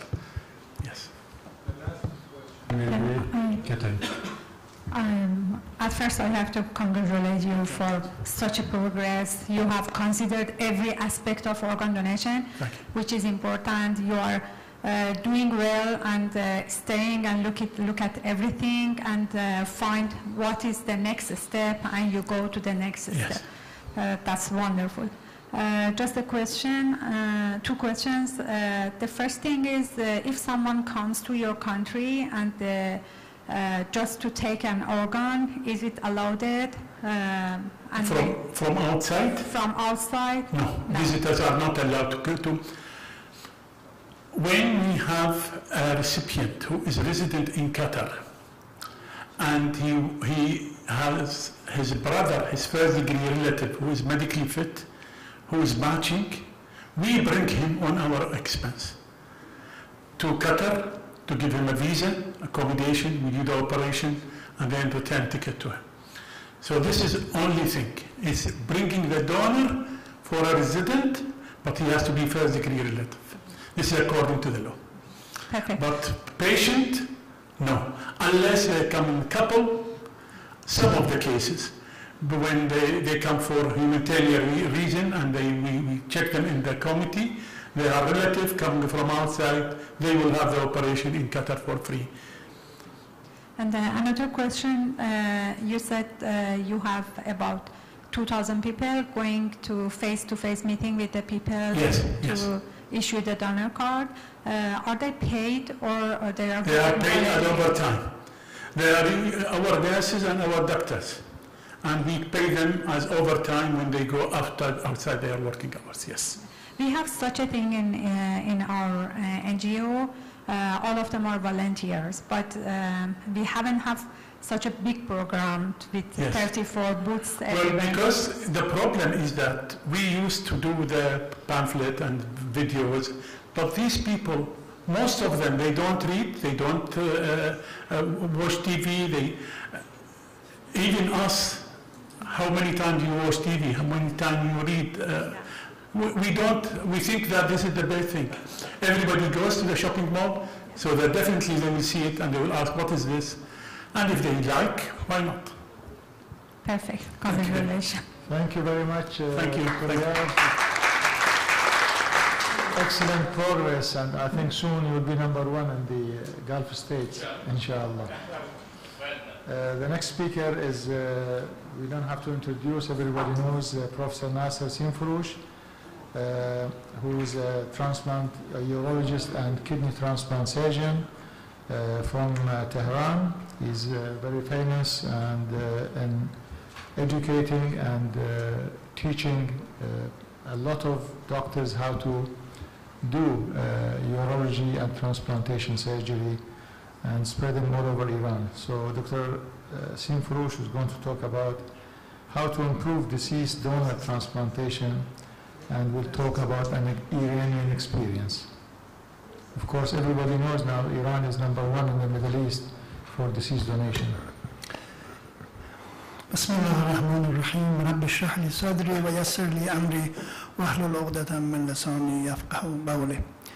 Mr. Chairman, dear colleagues, it's very honored to be with you this afternoon. My talk is how to improve cadaver transplantation. This is donor transplantation in Iran, in our experience. Of course, you know that so far you have heard about Shiraz's experience, which is unique in the world, in fact. But our center, which is the Center of Excellence in Urology and Transplantation in Tehran, Shahid Labbafinejad Hospital, is one of the about more than 13 centers in Tehran doing kidney transplantation. In Shiraz, there is one concentration, one transplant center, which takes the kidneys from all over the country. But in Tehran, there's 13 centers, and recently, thank God, a couple of centers has started also liver and pancreas transplantation in Tehran too. We just had anniversary of 5,000 kidney transplantation in Tehran, and now it's over 5,000 kidney transplantation. We started transplantation after Islamic Revolution in a country that they were on the wartime, and at that time there was no disease transplantation program, and we have to answer to our patient that to prevent dying patients on the waiting list. So we started with the living kidney transplantation, and then we started living unrelated from a wife to a husband and friends and so on. So this made us to bring a very strong infrastructure for kidney transplantation, and this prepared to have a successful deceased donor transplantation when the fatwa and law became available. Today, widening the gap between the demand and supply of donor organs, especially for kidney, has led to call for an expansion in the potential donor pool. First option for organ transplantation, of course, should be the deceased donor transplantation, because not only is a valid source for kidney and liver transplantation, but because it's the only source for heart and lung transplantation, and almost only source for pancreas, intestine, corneal transplant, and many other life-saving organs. Of course, there have been a lot of challenges and obstacles and successes to get here today. The first important thing was getting fatwa. And fatwa was taken by Dr. Fazl from late Imam Khomeini, peace be upon his soul, and then Ayatollah Khomeini also, and some other Ayatollahs given the permission. Some still hasn't given, like Ayatollah Sistani in Iraq, or some other Ayatollahs in Iran also has not given permission for deceased donation, brain death. But this has become the rule now, and after these fatwas, it became legal and it was legislated in the parliament. And then first heart transplant was done by Professor Mandagar, and first liver transplant by Professor Malik Hosseini, as you know. And then in 2000, Parliament Act is here, and then lung transplant was done by Dr. Ahmadi in 2000 in Masjid Dameshwari Hospital, as I remember, and first pancreas transplant by Dr. Niki Iqbalian in Shiraz University, and first intestine transplant by Dr. Fazl.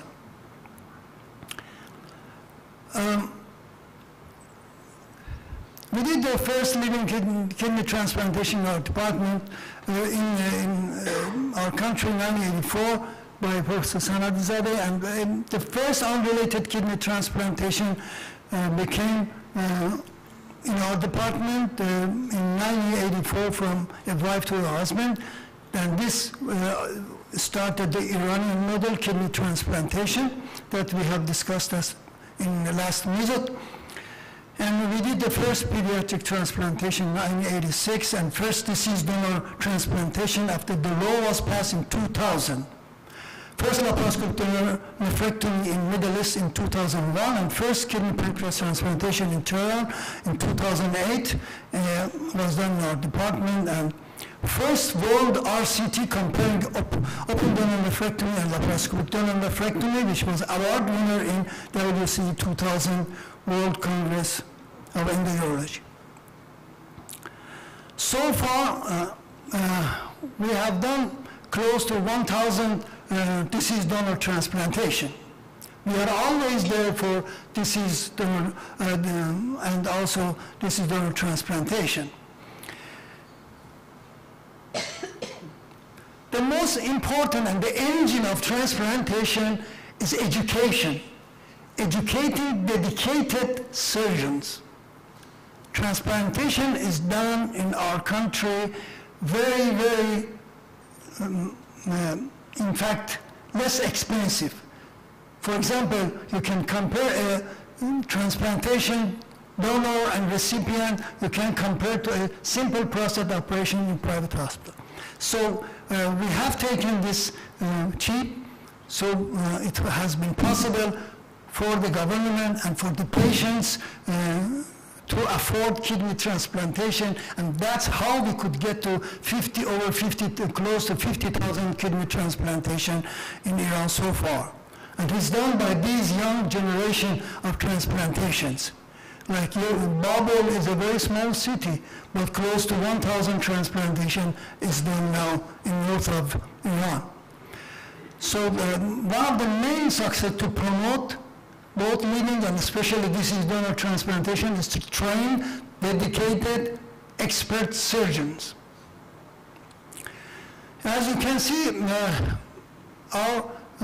this is from our department. Gradually, deceased donor increased, and now up to close to 60% of our transplantation is from deceased donor transplantation in my department. And all of the living donor transplantation in my department is done laparoscopy and mini laparoscopic donor nephrectomy, and we have, as a single center, we are the #1 in the world that we have reported over 2,300 laparoscopic donor nephrectomy from a single center in Journal of Endourology. From the beginning, we have registered all of our cases in Heidelberg. my nurses report the cases to Heidelberg, and we have no influence on that. So our statistics are real. And we encourage everybody to register at least in one international registry. This is a very good comparable source, so you can compare yourself with other centers. And here you can see our one-year graft survival for deceased donor transplantation and living are very similar. And I was very enthusiastic at that time because all our transplantation deceased donor is done in less than 3 hours. And I thought that the deceased donor transplantation result will be similar to living. But when I got the 5-year result, I saw, like other reports, deceased donor has less survival compared to living. Of course, it's acceptable very well. Dr. Argani will show in his presentation that the inflammation process might be the reason that deceased donation has also some inferior results compared to living. In our center, we don't refuse any patient. We use obese recipients, old recipients, neurogenic bladder. As you see, this patient, the bladder is augmented with ileocecal bladder, and with bilateral reflux, we transplant him, and he was doing well. And we did more than close to 600 pediatric cases. The youngest was 3.5 years, of course. And they are on the priority list, of course, and now since we have deceased program, they are on the priority list. So children get priority transplantation. Our anastomosis has been shown is one suture, one knot technique that I have shown the movie in the last meeting. So at present, kidney shortage is a global crisis. Demand far exceeds the supply. 7,000 lives lost in US waiting for kidney in 2016. Too many lives. We don't talk about these much. We always talk about donors, that's good. But we always also to augment and talk about the precious lives lost all over the world. Thousands of lives every day lost in the waiting lists. And the cost of dialysis for the taxpayers is 7 times more than transplantation. So the first choice is kidney transplantation, and the first of that is deceased donor transplantation. Waiting list is 4 to 12 years in the United States. Yearly growth rate of end-stage renal disease in Iran is about 6 to 8%, and 4,000 patients are enrolled in dialysis every year. About 3,400 patients are transplanted every year, and both deceased and live donated kidney is transplanted mainly locally. This is very important, that we do transplant in the same city as much as possible to have less ischemic time. Ischemic time is very important to decrease that inflammatory process that will be discussed with my colleagues later on. So fatwa came, and only well-equipped governmental hospitals, after approving by Ministry of Health, have permission to retrieve the brain death and cardiac death suitable organs to transplant for patients in need just after brain death confirmation by specialists and taking family consent. Note that brain death confirmation should be done by the specialists who have appointed by Ministry of Health for 4 years only. And the member of brain death confirmation team shouldn't be involved in transplant program. Brain death confirmation should be done by 4 specialists, neurosurgeon, neurologist, internist, and anesthesiologist. And after brain death confirmation by specialists, 1 forensic should confirm the legal process. All possible donors should be reported to OPOs by hospitals. There is 3 major universities in Tehran University, Shahid Beheshti University, which is my university, and Iran University. And all of these universities have 1 major OPOs. So these are in contact with Ministry of Health. Deceased donation and transplantation cost. excuse me. Deceased donation and transplantation costs should be covered by Ministry of Health. It's totally free. And these are the fatwas. We have fatwas for living paid donation and also for deceased donation, except some few ayatollahs that, as I mentioned, Ayatollah Sistani and Wahid Khorasani, Ayatollah Safi Golpaygani and Shubayr Zanjani did not approve for deceased donation yet. Number of kidney transplantation has been increased, and gradually in Iran, deceased donor also, like in my center in Iran also is increased by having these well-trained surgeons all over the country. And of course, OPOs that has been well-trained by having good coordinators and good social media awareness, and all these too much efforts was done by many people like Dr. Najafzadeh here and Dr. Sadabegi and all these people working separate from surgical teams. They are working socially to promote social awareness of deceased donation. So these are graft show patient and graft survival in our center. In 1 year, survival is close to 95%, and in 5 years is close to 90%. Of course, living is mostly a little better than, but significantly better than deceased, which is expected. And now, in most centers, if we get all the centers, about 60% of transplantation in Iran, fortunately, is done through deceased donor. And as we increase the deceased donor, living donor decreases. And you can see this is the number of centers, 20 centers of kidney transplant is in Iran. This is very unique. This is very important. We have trained all these young generation of transplant surgeons that they're doing in a very remote area of Iran, like in Zahedan, Sistan, Balochistan, which is a remote area, and they are less economic condition, but they are doing transplantation, good quality transplantation. And also, some teams has trained, as Professor Malik Hosseini mentioned, some teams, they have trained people, surgeons for Afghanistan, for Lebanon, and for other countries. They are doing transplantation now outside the country. So in our country, transplantation for foreigners is forbidden now, many years now. So the strategy is, each country that they don't have transplantation, we are ready to train their team if they will, they ask for. And you can see the sharp increase in deceased donation and deceased donor transplantation in our country after having the law.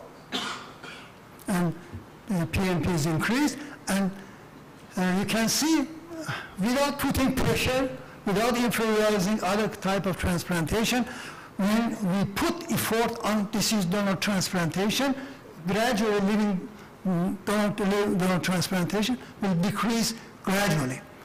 We have kept all potential sources. As you know, the most improved countries, rich countries, they have not been able to become self-sufficient only with deceased. So we have to use all potential sources to save lives. We are doctors, we have sword, we are responsible, we have to be responsible and responsive to the patient dying in the waiting list. We should not ignore them, we should not forget them. Transplant community should act responsible for the patient, thousands of patients dying in the waiting list. So there are limitations, as you know, all these things for deceased donor program. It is difficult, it's hard job. It needs a teamwork, that's why it's variable. Everything valuable comes with difficulties, but it's worth it. So we have to have good teams, we train good teams, good coordinators, good surgeons, and social media awareness. And we have these two wings, OPOs tasks, case detection, diagnosis and confirmation, donor maintenance, family consent. All these needs good government support. That, thank God that our government has supported good. Everything is free. And transplant centers, we have to train good surgeons, good organ retrieval. Sometimes you have kidneys not good in quality in deceased donor, but by increasing experience, this will improve also. So, in conclusion, all efforts should be made to enhance deceased donor transplantation, and at present, Iran is the leading country in deceased donor transplantation and can be considered as role model for MISOT countries. Thank you. I invite you in Khorat. There's the first national meeting in donation. Khorat is the Farsi.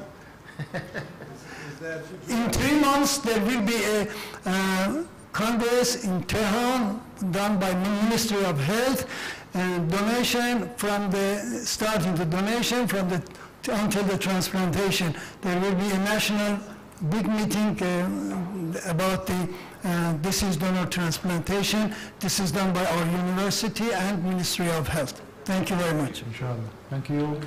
So the talk is open for any comments, questions, queries. Yes, Marty? I think there's a microphone there. Just to congratulate Iran in general, Professor Simfuros especially, because he was visiting us in Barcelona in 2002 to be aware how is this donation happened. But at this time, Iran was just thinking how, no? And he was a strong defender of the living. Say, Marty, never with a career you can achieve the same outcome with the recipient. But now he's explaining a great program with Deceased and Living. Congratulations. Thank you. The second thing, thanks to you, we learned about the laparoscopic retrieval in 2002 in your visit.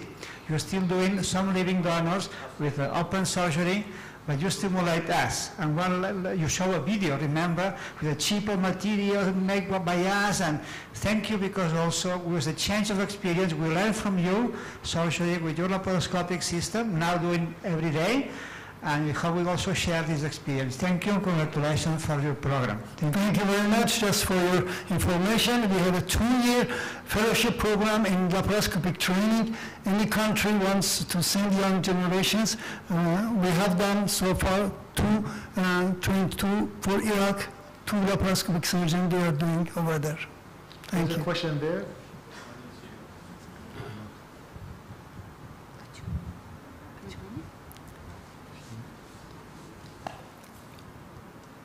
Good afternoon, Dr. Simfuros. This is Dr. Sumana Naveen from India. Yes. Just wanted to ask you, how does the living unrelated paid program, I presume, how does it coexist with this very robust deceased donation program? How does the public take up both of these concepts? Thank you. That's a very big and difficult question. Needs time, but in last MISOT meeting, I showed that the good successful living program does not prevent growth of deceased donor. At present, there has a lot of refinement in Iranian model transplantation. As you know, very briefly, I'll show you in a few minutes, I'll tell you. First of all, the foreign transplantation is illegal, so tourism is out. And second thing, the new rule is the donor and recipient are registered in the NGO called the DTPA, which this is an NGO run by dialysis and transplant patients, and they don't know each other. Even if somebody brings his donor, that cannot be his donor. They have to register. They don't know each other, and HLA matching is done by an expert immunologist now, and somebody from other city might come and give to different recipients. So they don't know each other before. And the sum of money usually given by charity is in the TTPA, and they are not involved together before operation. And after operation is this incentive and gift is given to the donor. And this is started from President Rafsanjani's time, like, I don't know, 10 years ago.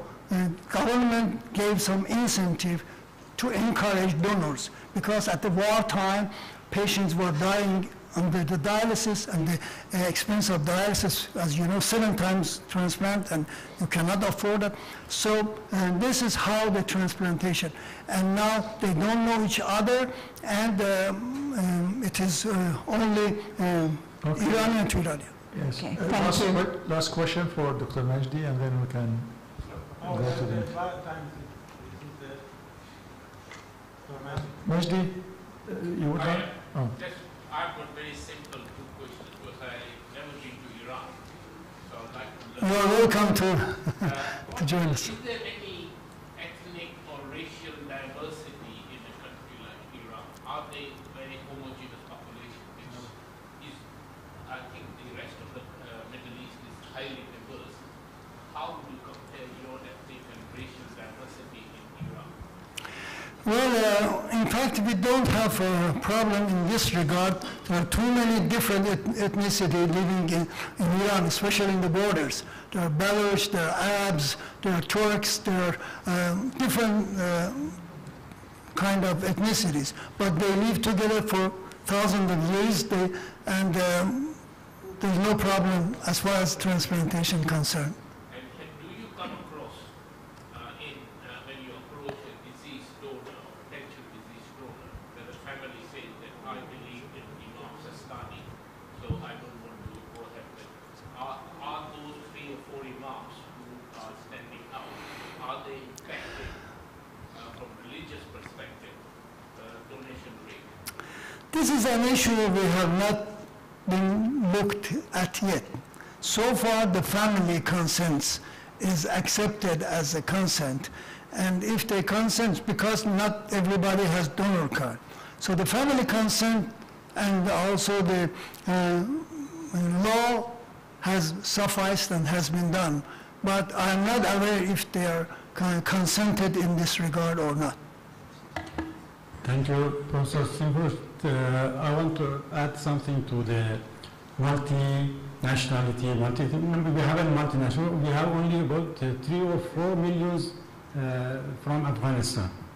But we have a pretty diverse people. Even in one province, in Fars, we have 5 or 6 different tribes. Turk, Lurs, and Arabs, and another thing that we have... and Sayed. And another factor that in Iran is very important, in last 10 years I see so personally, that many people don't believe to any Ayatollah, but they give consent. So many of followers of Ayatollah Sistani give consent to us. They say this is a humanitarian problem. It doesn't need to have a fatwa. So after the fatwa of Imam Khomeini that was starting, powerful starting for our country, no, the education, and also you know that culture is more important and in our country, in some small town, about 98% of the deceased donor families give consent. So the last one. So Dr. Melek Hossein is Lur and I am Turk, Azerbaijan. We have only 2 minutes, so please Yes, sure. make a short question and short answer. With regard that you said that the charity give money to the living donors, is it well known for the general population and the public that if you donate, you will get money? Because this indirectly will increase the donation. And the second question, do you give money, the charity give money to the deceased donation also? not for deceased donation, only burial ceremonial things like that, but not as incentive. Incentive is only for living, and there have been a study in Iran that they compare because many people, they keep saying rich gives to poor. But this was studied in Iran, and 90% of the donors and recipients are from the same socioeconomic level. Most of the recipients are in poor economic situation because of this problem. So 10% might not be. Anyway, this is done on charity, and people help them. And so far, in this Iranian model, as I mentioned, is like that. But there is a refinement that before they know each other, somebody could bring his own donor and could be the same donor. Now it's impossible. Now they have to register, and they are HLA matching by a good immunologist, and there's the less incompatibility should be there for transplantation between donors. So there is a kind of registration now. And low socioeconomic people knows that if they donate, they will get money from charity. Yes. Thank you very much. Thank you very much, Professor Simfurush.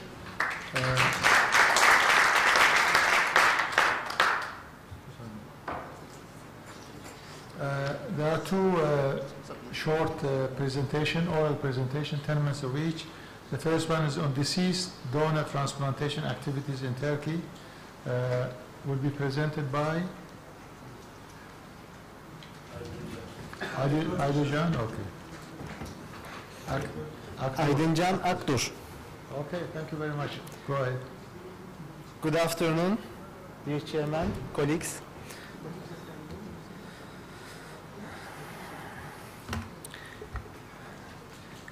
In this presentation, I want to talk about deceased donor transplantation activities in Turkey.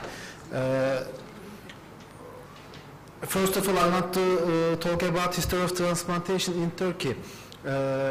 If you don't know history, you can't do anything for future, I think. So, first of all, I will tell about our history in Turkey. All you know, Professor Haberal's contributions, world and Turkish transplantation. He thinks he do a lot of firsts in our country and in our region and in world. So I don't talk about them at length. The first successful living transplantation, kidney transplantation, this is donor transplantation. But one thing is very important, I think, for this is donation. In those years, cold ischemia time was considered to be 20 hours. Because of the distance of the countries, most of the organs can't be used in these times. And Professor Haberal showed that the cold ischemia time can use organs more than 100 hours.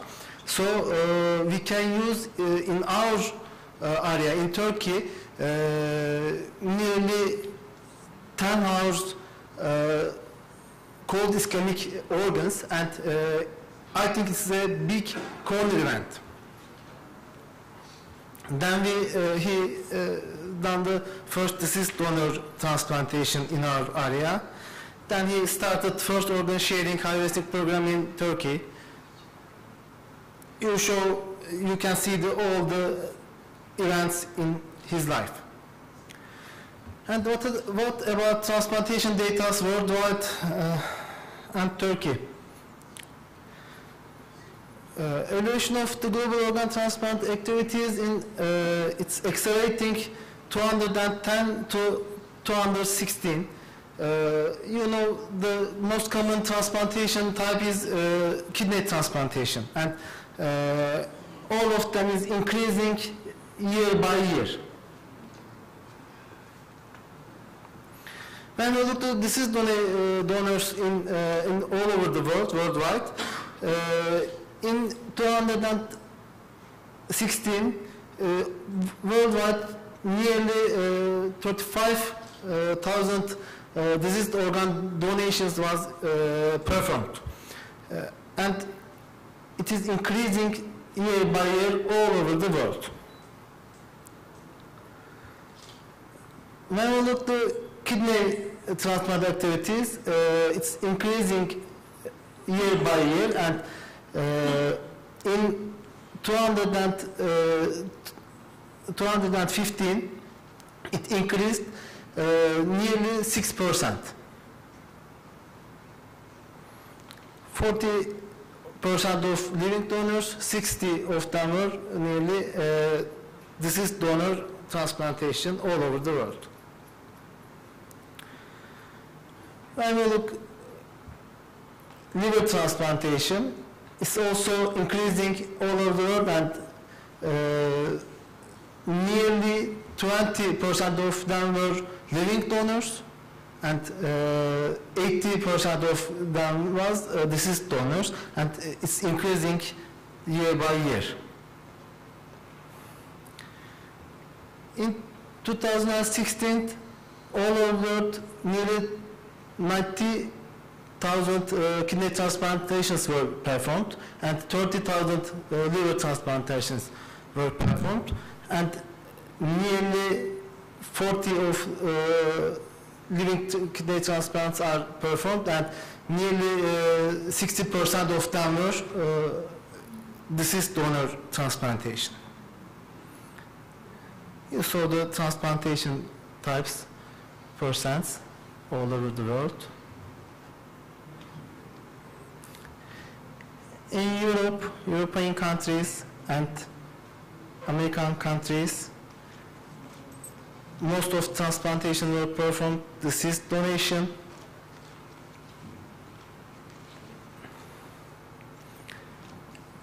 Liver transplantation is nearly 80% of them were deceased donor transplantation all over the world.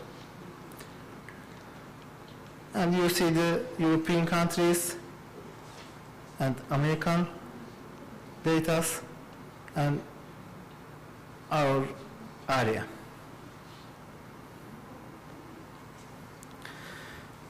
Turkey is nearly 7 per million population. Deceased donation is performed in our country. Last year, in 2016, we have nearly 600 deceased donations, and total kidney transplantation was 3,400. Deceased kidney transplantation was nearly 800. It's nearly 8 PMP. And liver transplantation is near like this, but it's more low than kidney transplantation, nearly 5 PMP. During 43 years of solid organ transplantation history in Turkey, nearly 40,000 kidney transplants were performed, and 13 liver transplantation were performed in 82 different centers.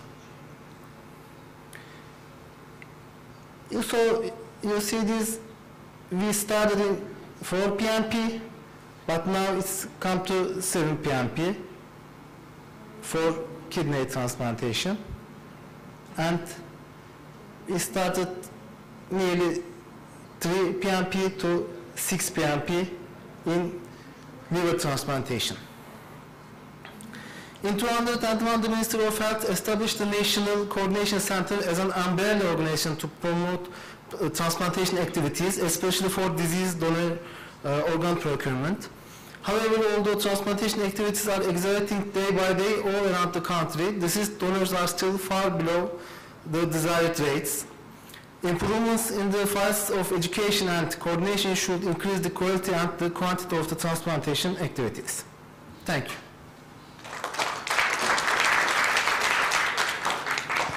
Thank you very much. I think we have 2 minutes for questions. Great, no question? We go to the last talk, which is, thank you very much. The last talk from Spain, a collaborative approach to train 1,500 Chinese medical professionals for organ donation in 5 years to boost up the organ donation rate in China, presented by Wenxi Jiang. From China, of course, but with collaboration with Marty in Barcelona.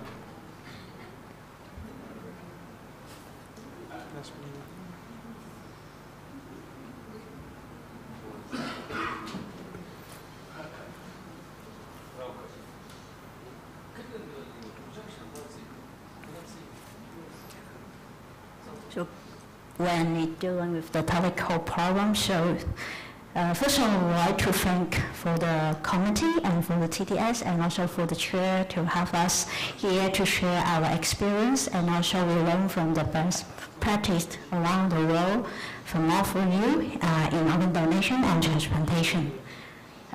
There's always happen the telecom issue before the presentation. I try to summarize my presentation within the limit of time that is given.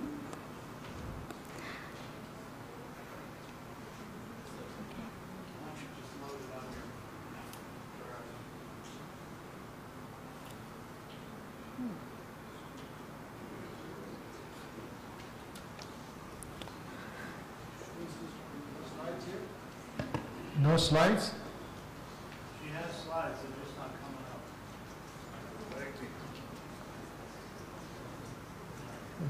The presentation doesn't show up in the computers? No? I already USB?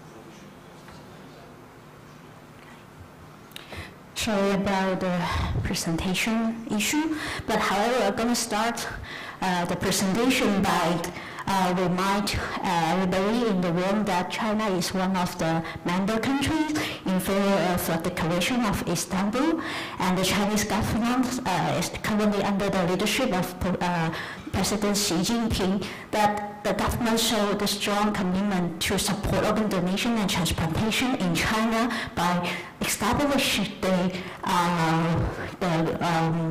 legal framework for organ donation and transplantation. And also in the last 10 years, we initiated the program, the National Disease Organ Donation Program in China in 2010, and also thanks to the leadership of Professor Jeffrey Huang, who used to be the former Vice Minister of the Ministry of Health, and who himself is also a surgeon and liver transplantation surgeon, who promoting in the last 10 years for organ donations in the country. You should see the sharp increase in these pictures. Now China is currently the largest country in organ donation and transplantation in the number of in the absolute number.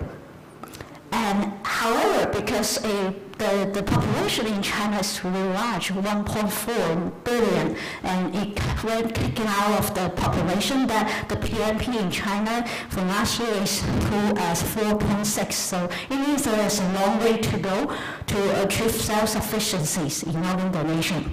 And thanks to Dr. Manyalik for his slide that we summarize some of the model worldwide for organ donation. We had the Spanish model, the United States model, but the Chinese model, as many in the new developed country in organ donation, we start with the OPO that is established by the transplantation team. But however, so this OPO, a team of professionals that they will be assigned by the Ministry of Health for each OPO to have collaborate with different donor hospitals for protecting the organ donation practice. But until just last month, this year, our government and the Ministry of Health of China issued a regulation to say that the OPO had to move separately from the transplantation team and to be independent of the transplantation team, but it's also under the hospital level of this program. So that's why you can see the decrease of OPO in China in the last several years, because there's many, it's not the number of OPO in a country doesn't have a relationship with the number of organ donation, but the less the OPO in a country is the more efficiency in terms of the logistics and also the population in different countries. But now we have the OPO infrastructure built in China with in the hospital level, and then it's separate with the transplantation team. The second problem we was encountering is we had the house, but we had the people working in the house to promote organ donation. So this was the second challenge, especially for the new countries to develop the program, is to develop the team for managing this clinical practice. So we developed an educational pathway for organ donation in China with the first level in the initiation of the program. That the first level is we at least have a team of coordinators to talk to the family about prepare the family for organ donation discussion, and also have the concern from the family. So in China, the Red Cross Society of China is part of the entity that by law is responsible also the promotion of organ donation in China. So as the first level, our country developed a national program to train organ donation coordinator, but with multidisciplinary background, which means that because organ donation is new for a country, so it's not able to have all the doctors or people in the have a medical background. The first time to dedicate their lifetime is specifically in organ donation. So at the first level, we train the coordinator. So this actually is trained by the Red Cross Society of China. So in China, that all the coordinators working in China had to go through the exam, the national exam, and also they had to gain the certification by the national authority to become the coordinator to China, to talk to the family and to follow up the organ donation process. So till now we see the numbers, so we had more than 2,000 coordinators in our country, and half 1,600 of them are the professional, in the medical professional in the OPO, and with the rest is the staff from the Red Cross Society who are also contributing their lifetime or in charge of the family approach to talk to the family about organ donation and also to the public awareness of organ donation.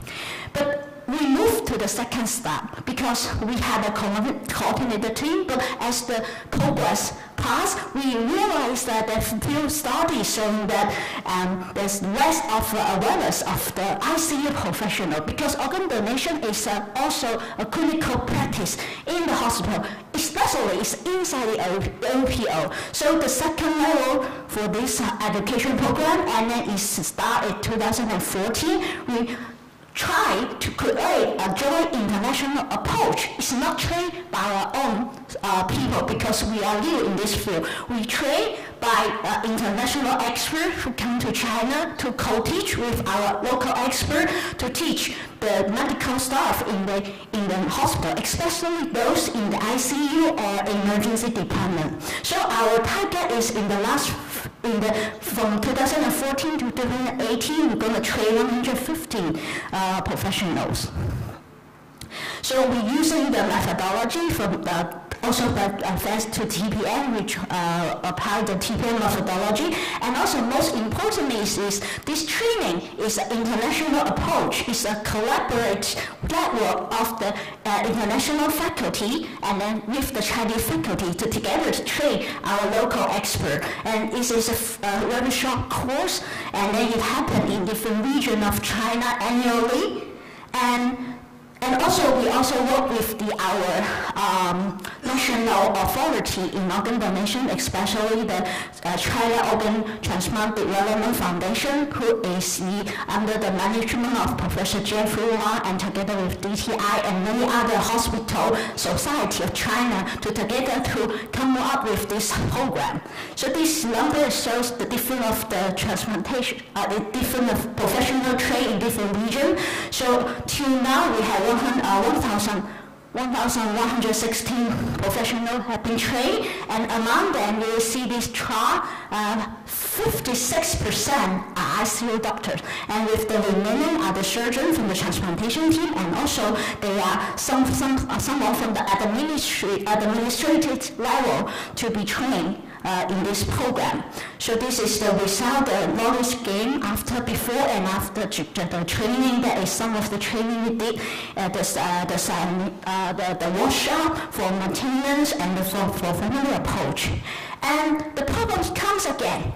So people realize that this is a professional activity in the hospital for organ donation, but the turnover rate for the coordinator, all the people, the medical doctor working in the OPO is quite high because it's not really a specialty in our education system and also for their professional life. So we have to think about for long time, the academic pathway or the experience that they had to have to remain, that they stay in the field. So the last level is to implement. With thanks to the European Commission, we implement an educational program, even a degree. We try to implement a diploma and even a degree in the university level to have really develop the academic pathway for this professional.